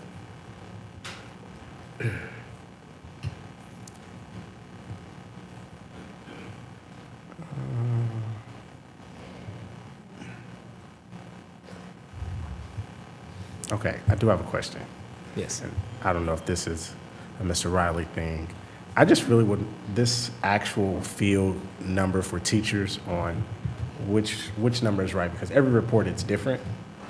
So like last week's report, it said 887, and now this report says 898. So the one before that said like 918 or something. So if we can just figure out what the actual number is or what Andrew's calculating for me.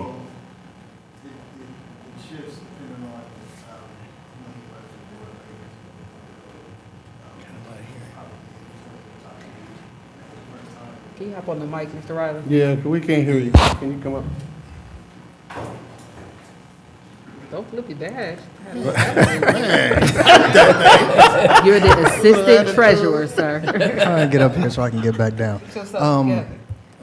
Yeah, so it may depend on when he ran a report. So you might be looking at numbers from last week. That means he just ran a report last week, but things may have changed in between that time. People may have become inactive since that time, or people may have become active since that time. So, right, he has a note at the bottom of this that says he ran that report as of today.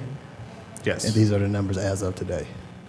So I guess I'm confused on, so if he's running the report, and if last week the report said 887, but we're only, like, the number that, okay, so last week it was 888. This week, the same report now says 898, but there's only one person on the agenda. So where did the other 9, where's that at?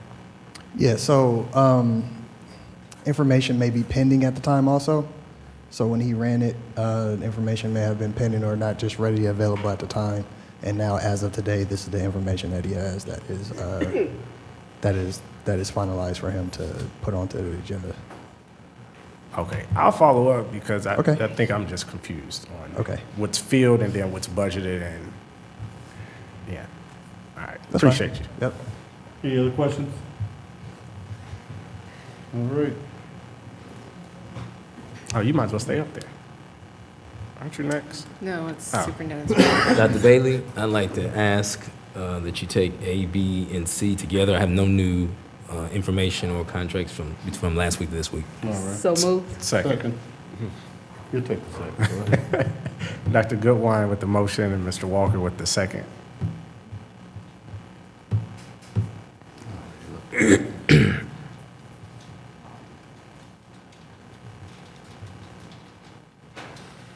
Questions or concerns?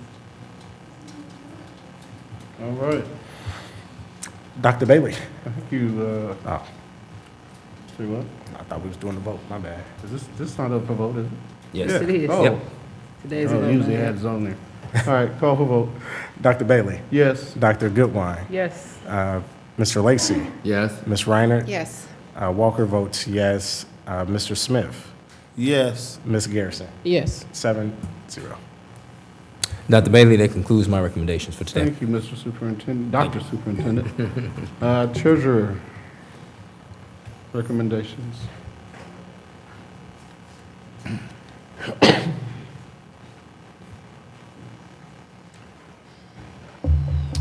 I recommend the approval of the following A through I. So moved. Second. Go ahead and give it to Joe. Moved by Dr. Goodwine, second by Mr. Lacy. Any comments or concerns? Well, there are. He wants to sit down. Somebody get that assistant treasurer together. Oh, okay. He doing, you know, Make him sit up here, that's what we need to do. All right, call for a vote. Dr. Bailey, Yes. Dr. Goodwine. Yes. Mr. Lacy. Yes. Ms. Reiner. Yes. Walker votes yes. Mr. Smith. Smith votes yes. Ms. Garrison. Yes. 7-0. All right. Thank you, sir, for sitting down quickly. Business manager, recommendations. Thank you, Board President. I recommend ratification of the following contract with the Perfection Group and support for our Model Recovery Center on Hyde Street. I make a motion for business managers A and B. Second. Moved by Mr. Walker, second by Dr. Goodwine. Any comments, questions? All right, call for vote. Dr. Bailey, Yes. Dr. Goodwine, Yes. Mr. Lacy, Yes. Ms. Reiner. Yes. Walker votes yes. Mr. Smith, Yes. Ms. Garrison. Yes. 7-0. Thank you, sir. Comments, Mr. Walker? None. None. Thank you. Mr. Smith? Yes. Just want to say thank you for everybody who has played a part in these recent events. And like I said last week, please check your calendar for other events. Dr. Lawrence brought up Read Across America. Please get out. It's really awesome to get out into these buildings. I want to say thank you to all of our staff members that have just really been going through it. And please take care of yourselves. A lot of illnesses have been going around, a lot of people getting sick.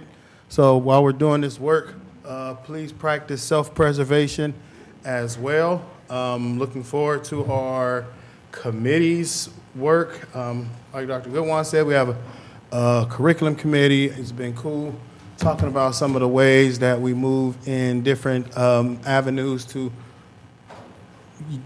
better prepare our children, not only just be competitive in athletics, but really how do you get the benefits of being involved? So how do we get more kids involved in extracurricular activities at young ages? How do we partner with some of the groups that are out here?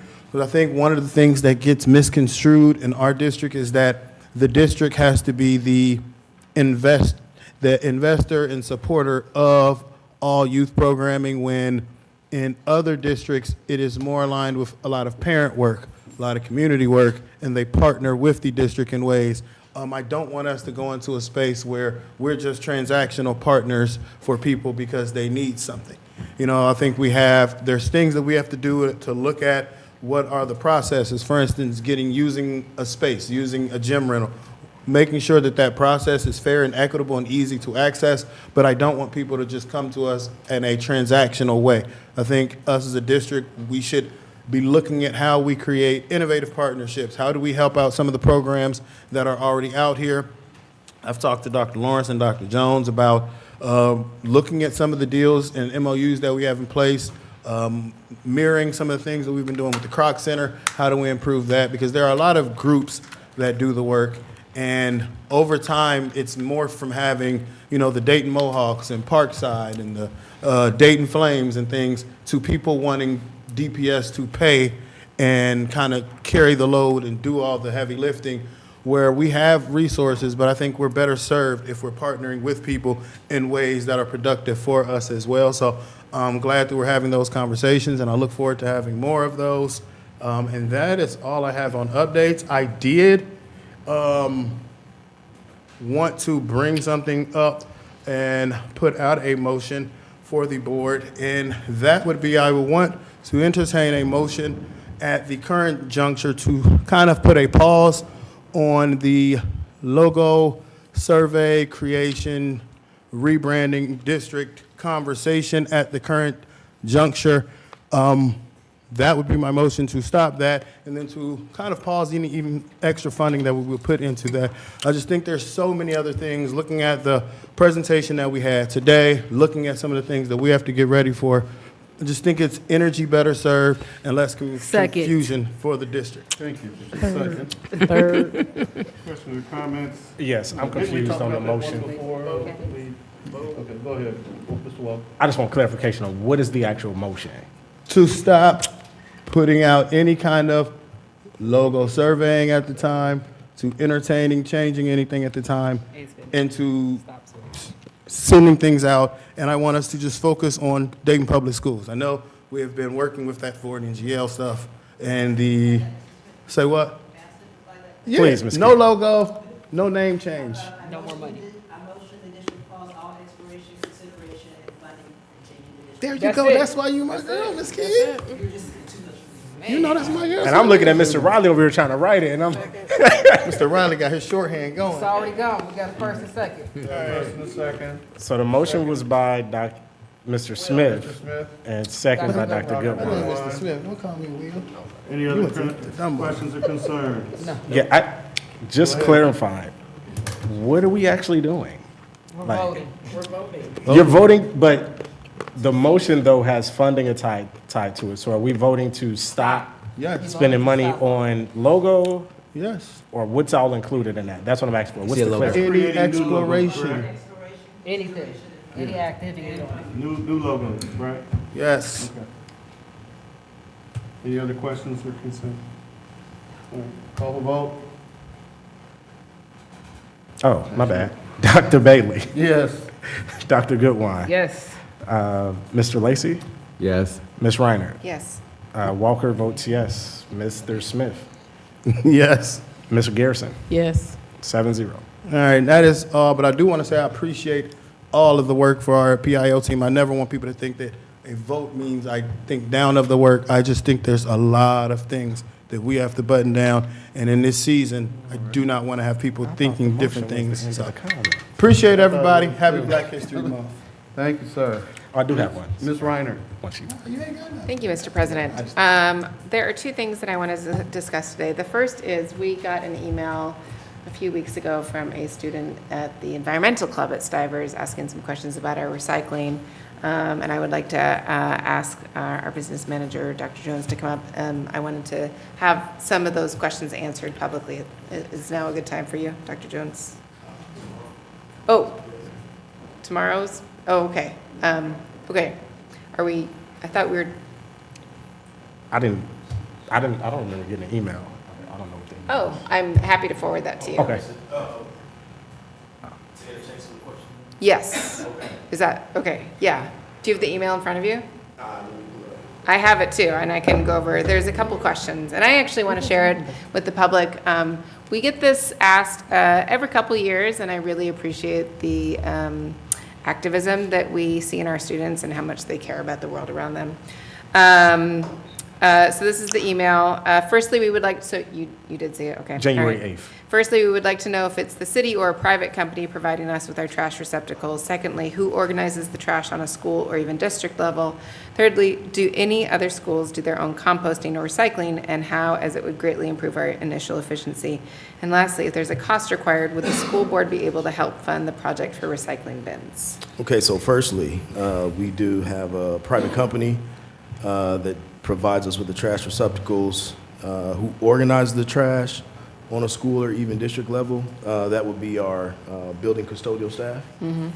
And then thirdly, do any other schools do their own composting or recycling, and how, as it would greatly improve our initial efficiency?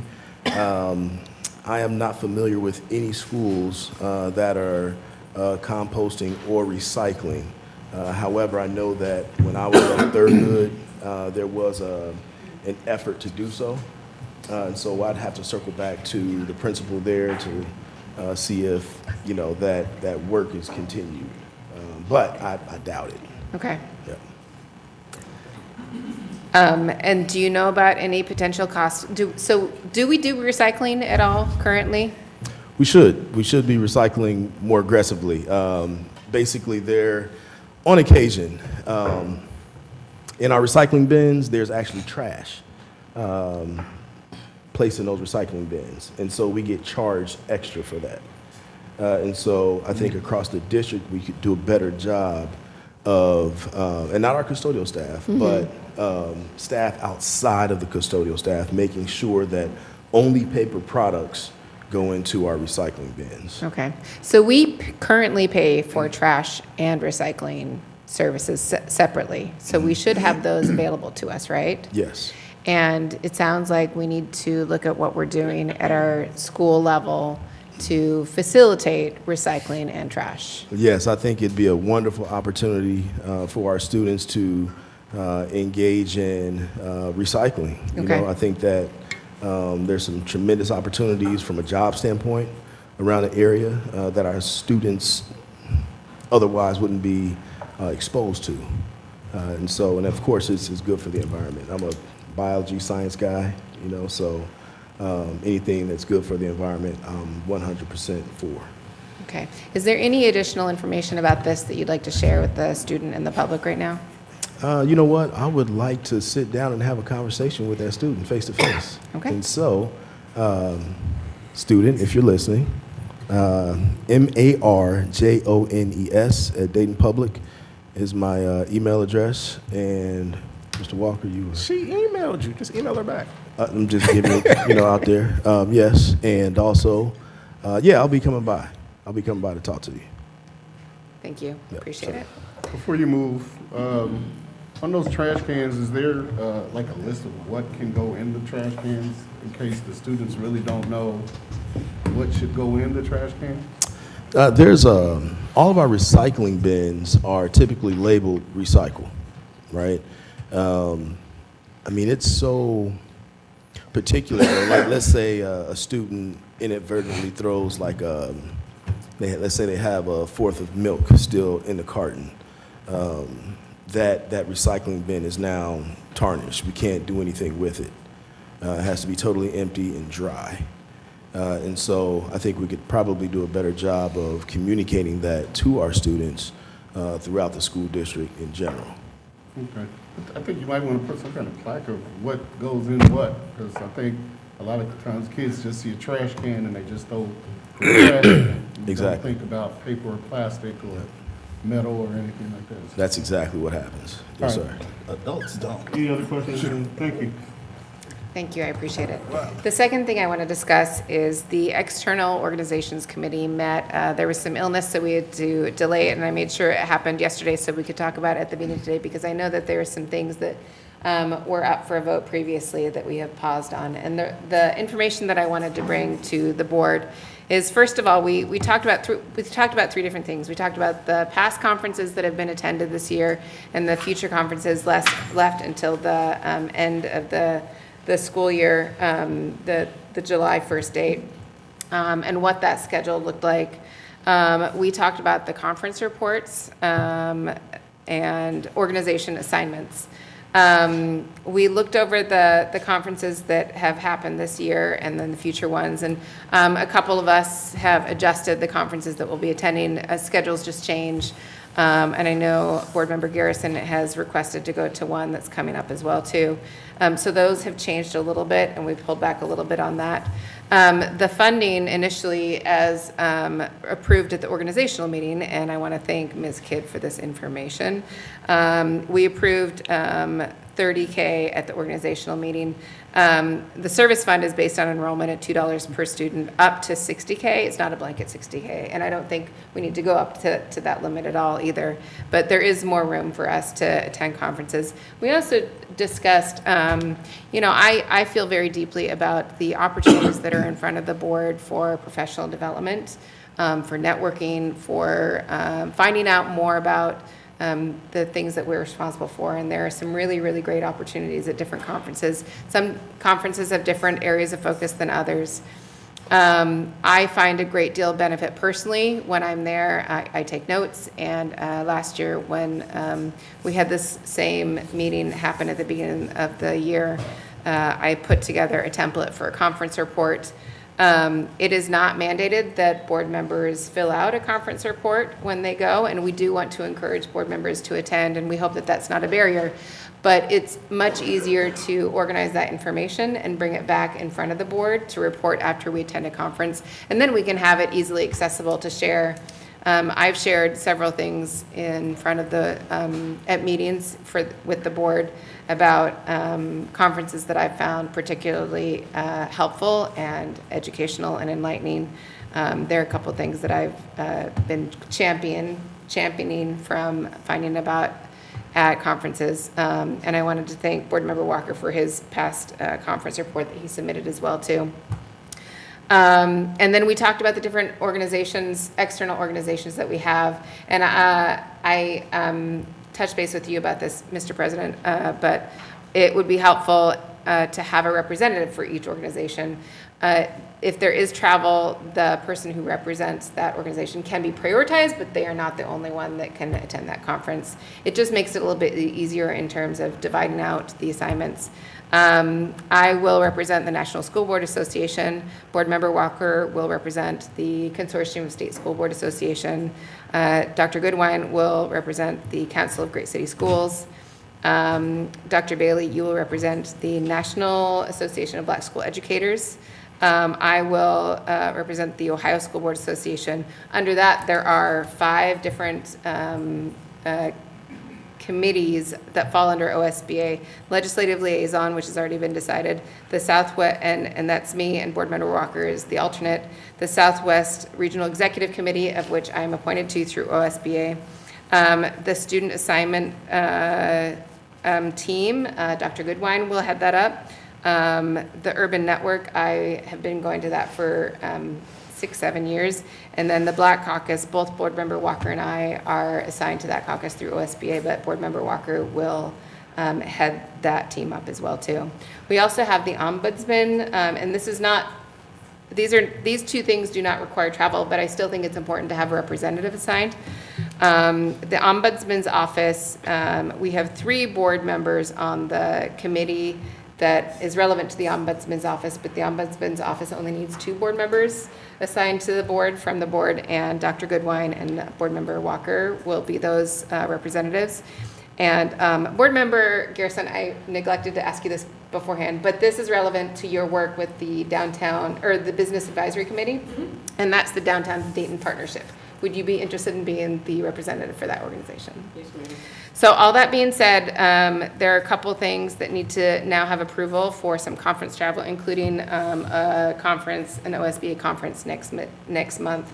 And I'm grateful for Board Member Walker and Dr. Goodwine for meeting with me and having these conversations. All right, thank you. And I believe, Ms. Kidd, should we refresh our screens? Is that under my name or is that lower below? It's lower below. Okay, all right. That is all I have. All right, thank you. Mr. Walker has now done a Will Smith, said he didn't have anything, but now does. So go ahead, Mr. Walker. Actually, that was Ms. Garrison. I was about to say, Ms. Garrison did it the first meeting of the year. But I just wanted to say that I recognize that many of our families are starting tomorrow observing Ramadan. So we honor this sacred time of reflection and faith and wish you peace and strength throughout the month. So, that's all I have. Mr. Lacy? Yeah, the Finance Committee met last Thursday and went over the financial statements, and they were in good order. I also, I'm going to sound old for a minute. I was a member of the Rainbow Coalition. And it wasn't the first campaign that I worked on, but I worked on Jesse Jackson's campaign in 1988. And I got to hear him speak, and I won the Jesse Jackson 5-mile race. Of course you did. But yeah, I wanted to mark his passing today, and in his words, I hope that we can keep hope alive. Thank you, Mr. Lacy. Dr. Goodwine? It's good to be back with you guys. It's significantly different when you watch this at home. Y'all talk a lot on these mics, and I want y'all to know that. I feel like every board member should at least watch this live one time so you can see how we kind of look to the public. It's a little different. Let's see, with my committee's customer service, we did not meet because I was out ill. We'll get back to you guys. Mr. Smith gave an update on athletics at the last meeting. We have a lot of work going on. I missed my audit committee meeting, but I heard you guys had a great time, and Sarah said how great it was. I wasn't there, so I didn't really love that, but that's okay, you know? I think we're making connections, and now I know I'm easily replaced, so it is what it is. School programming committee, we have a lot of work going on today. We saw some of that work, and it's a reminder that there's still much to go beyond that piece. I would like to note too, just so anyone who is watching this knows, every board member committee is open to the public. It is not you get a wait for an invite. Anytime we meet, whether it's virtual or in public, anyone can come to any of those meetings and hear any of the information that is held at those meetings. Sometimes the things in those meetings are in infancy stage.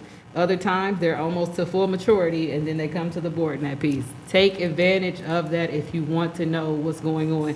It is not a fair assess to say that you didn't know when every meeting is open to the public. And if you want to know when the meetings occur, I believe they're online. You can also reach in with the board clerk to get on a list, to get notified when they come out and things like that. So I definitely want to see more people take advantage of that. I will say, I did see the notice that went out last week about homework. I never knew that we stopped doing homework. So that was a shocker to me because my child just graduated last year and he had homework. So I'm not really sure what the disconnect is in that piece of it, what the intent behind it was. I do think that homework is important for students to learn about life beyond their time in Dayton Public Schools because we give a lot of chances here and we give a lot of safeguards that if we don't help them, for those who decide to go on farther with their education, it's a disservice to them in that piece if they don't learn those skills or how to work outside of the classroom to prepare for the classroom in that piece. So I don't know what's going on with the homework conversation. Maybe other people didn't know that it wasn't happening. I'm excited that it is. I don't know any teacher that doesn't do it already. So I'm excited that people are helping out in those type of ways. I will say, so this is Black History Month, and this is our second meeting, and I always wear something of my grandfather's when I come to these places, which he was a pillar in this community, and I think when I look at where we are today in education, I continue to be amazed about how far we have come as Black individuals. Like when my mother was my age, there weren't people necessarily in all the leadership roles that we see here today. There was a time when there was only one Black administrator, which was Mr. McFarland. Was that our first one? Mr. McFarland was the first principal at Dunbar, correct? That is correct. That is correct. So there was a time where there was only one Black administrator in an entire city where the numbers did not equate to what the ratios were. But you look at us today, and the majority of our administrators are not only Black men, they're women as well. We have people in all spaces there was a time where you didn't see anyone in the cabinet level who was of any color. You look at us today, we have 3 Black district leaders that are running the organization. It's just a bigger testament to how far in a couple of years this place has come. If you look at the decades of what's changed here, there was a time where the school board that had a predominantly Black population did not have one Black person on it. You look up here today, 5 out of 7 members are elected to this body, and we represent this place. So to see how far we've come is always amazing when you think about, man, just 20 years ago, we weren't in these spaces. We didn't have these opportunities. We didn't do these type of things. Like, we are Black history every day. You see, I think the part that disappoints me is knowing how much Black excellence that we have and that we know about and that we lived experience, but we don't necessarily put it out ourselves in where we are today. I expect us to be so much farther than where we are. I expect us to do so much more than what we're currently doing. I expect us to be our ancestors' wildest dreams. So I hope that not only today, in the remainder of this month, that not only that you reflect on the stories that you know about those who came before you, but you also reflect on what it means for us to carry as we continue to move forward with this district. We have a ton of talented individuals of all races who work for us. We have a ton of talented people who are going to take our places one day. I just hope that not only do we achieve what those who came before us achieved, but that we go on to do better, to be better to each other, to not constantly tear each other down, to lift each other up, to respect our work, and just go a little bit farther than what we thought we would have gone or those before us could have gone. So with that, those are my comments. Thank you guys. I hope you do something this month. There is, actually I have one more. I think it's tomorrow. There's a door competition at Kaiser for Black History Month. There are actually a ton of different events throughout the rest of the month at schools. If you only go to one, that's one more that you got to see something occur with our kids. So do something this month to show up and not only listen to them tell you information as if it is your first time learning it, but just being able to pour back into our students as well to hear their excitement about what they've learned this month. So thank you guys and happy rest of the month to you guys. Ms. Garrison? Yes, I just wanted to say that I thank everyone who came up to present today and those who spoke. The Business Advisory Committee is kind of reigniting, so more information to come on those meeting dates and times as I send invites out later in this week to restaff that committee. And outside of that, I don't have anything else. Happy Black History Month, but I'm Black 365. So thank you guys. Ms. Sarah, do you have anything? Hey, Sarah. Sarah replaced me. I want to keep telling y'all that. You know what? I'm glad you mentioned it because when I walked away from the podium last week, I was like, ah, darn, I should have made a mention. But no, you were missed. You were. But good afternoon, everybody. I just have a couple of quick updates from our department. The first is that we are in risk assessment season, so that means that we are doing 15-minute informal meetings with director levels and above throughout different departments, foremen, and union presidents so that we can hear from different bodies of the organization that make up the whole and better understand different processes and in different parts of the organization, how they function together. It serves it's a very important step for us when it comes to developing the audit plan in for the next future years. And then there will be eventually a risk assessment questionnaire that goes out to many of those groups come March. So we're looking forward to that, and we've been able to meet with quite a few groups already and look forward to the rest of the groups that are signing up currently. And then me and my team were able to participate in the poverty simulation today at the PD event at many locations, but specifically at Horace Mann. It was, I think I went last year and it was very impactful, but being able to volunteer on the other side and being able to be a fake vendor was really impactful and created some insights as well for not only our team as we continue to serve the district in the maybe behind the scenes way, but then also understanding a little bit more about what our students or some of our staff have even experienced as well. So shout out to LaShawn's department for heading that and just the great work that she does. It was actually really fun because I got to see some of the Treasury department there too. Shout out to Sandy, who was a great buddy where we sat next to each other and she was part of the vendors as well. And then I am really looking forward to the legislative brunch next week. It's going to be really exciting just to be able to see so many collaborators in the room who have such a great voice, not only for our community, but also for our district. So I'm looking forward to seeing you all there as well and whoever from the community joins. Yeah, and those were my updates for me. Thank you. Thank you. Thank you. Mr. Riley? No comments? All right. Dr. Jones? I'll be extremely brief. I want to thank the board for recognizing the operations team. It's not often that that group of staff members are recognized publicly, and it meant so much to me, and I know it meant a lot to them to be recognized for their hard work, so thank you. Dr. Lawrence? Dr. Bailey, thank you. This is my third year. I typically don't say much, and I don't respond to things that are said out there. It's one of the most difficult parts of this job because people say lots of things. But today, I'm going to depart from that. I'm going to start by welcoming Dr. Vernon S. Lowry, who's going to be coming to us from Fayetteville, North Carolina, as the new chief of secondary schools. I'm excited. Dr. Lowry earned her bachelor's degree in microbiology and a minor in chemistry.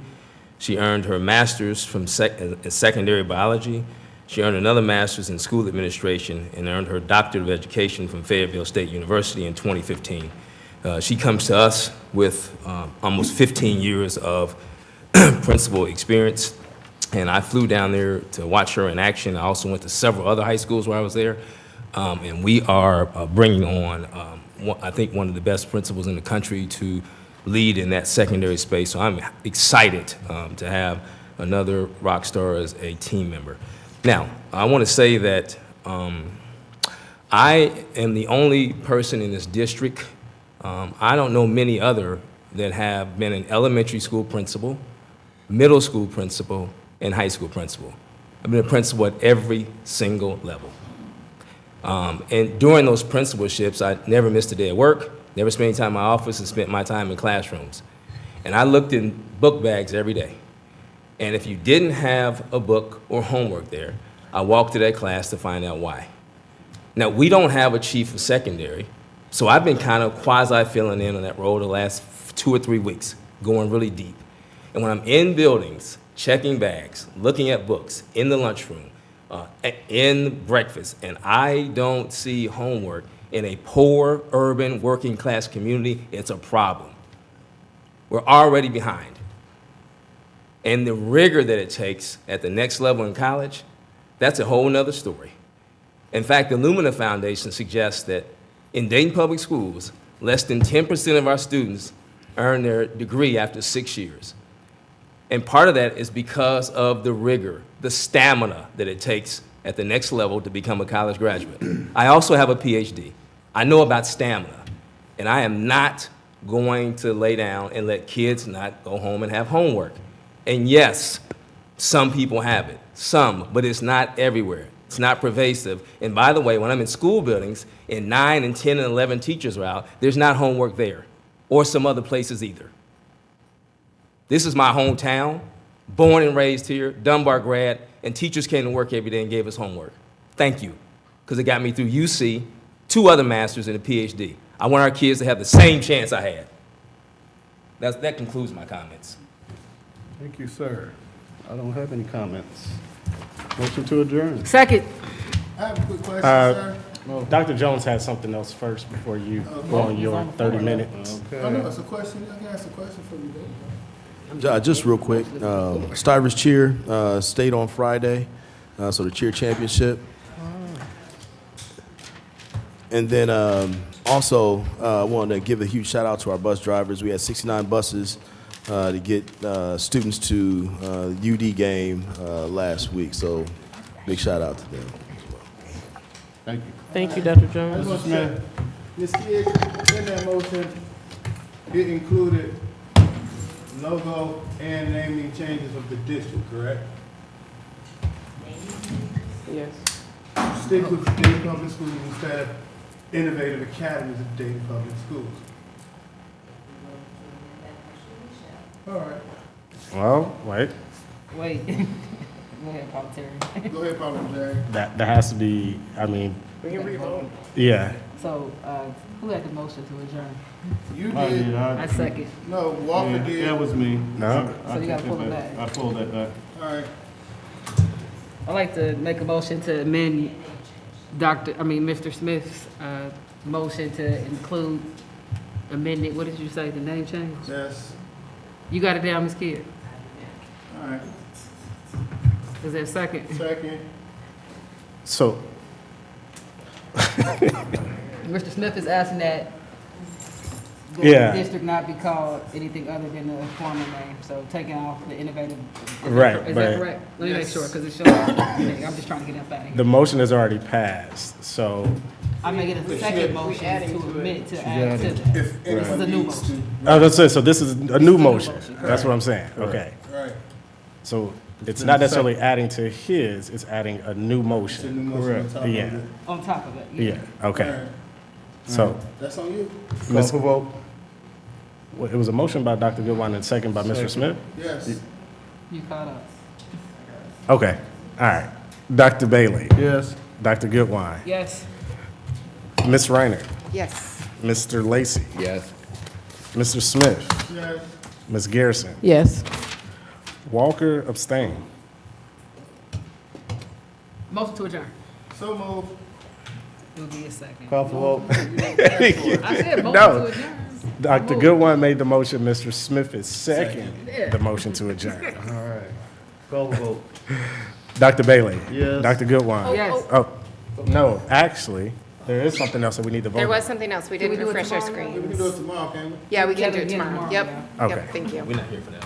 I have no idea if that's president. It's not my meeting. Dr. Dr. Bailey, Yes. Dr. Goodwine, Dr. Goodwine, Yes. Mr. Smith, Yes. Ms. Reiner, Yes. Mr. Lacy, Yes. Ms. Garrison. Yes. Walker votes yes, 7-0. Bye.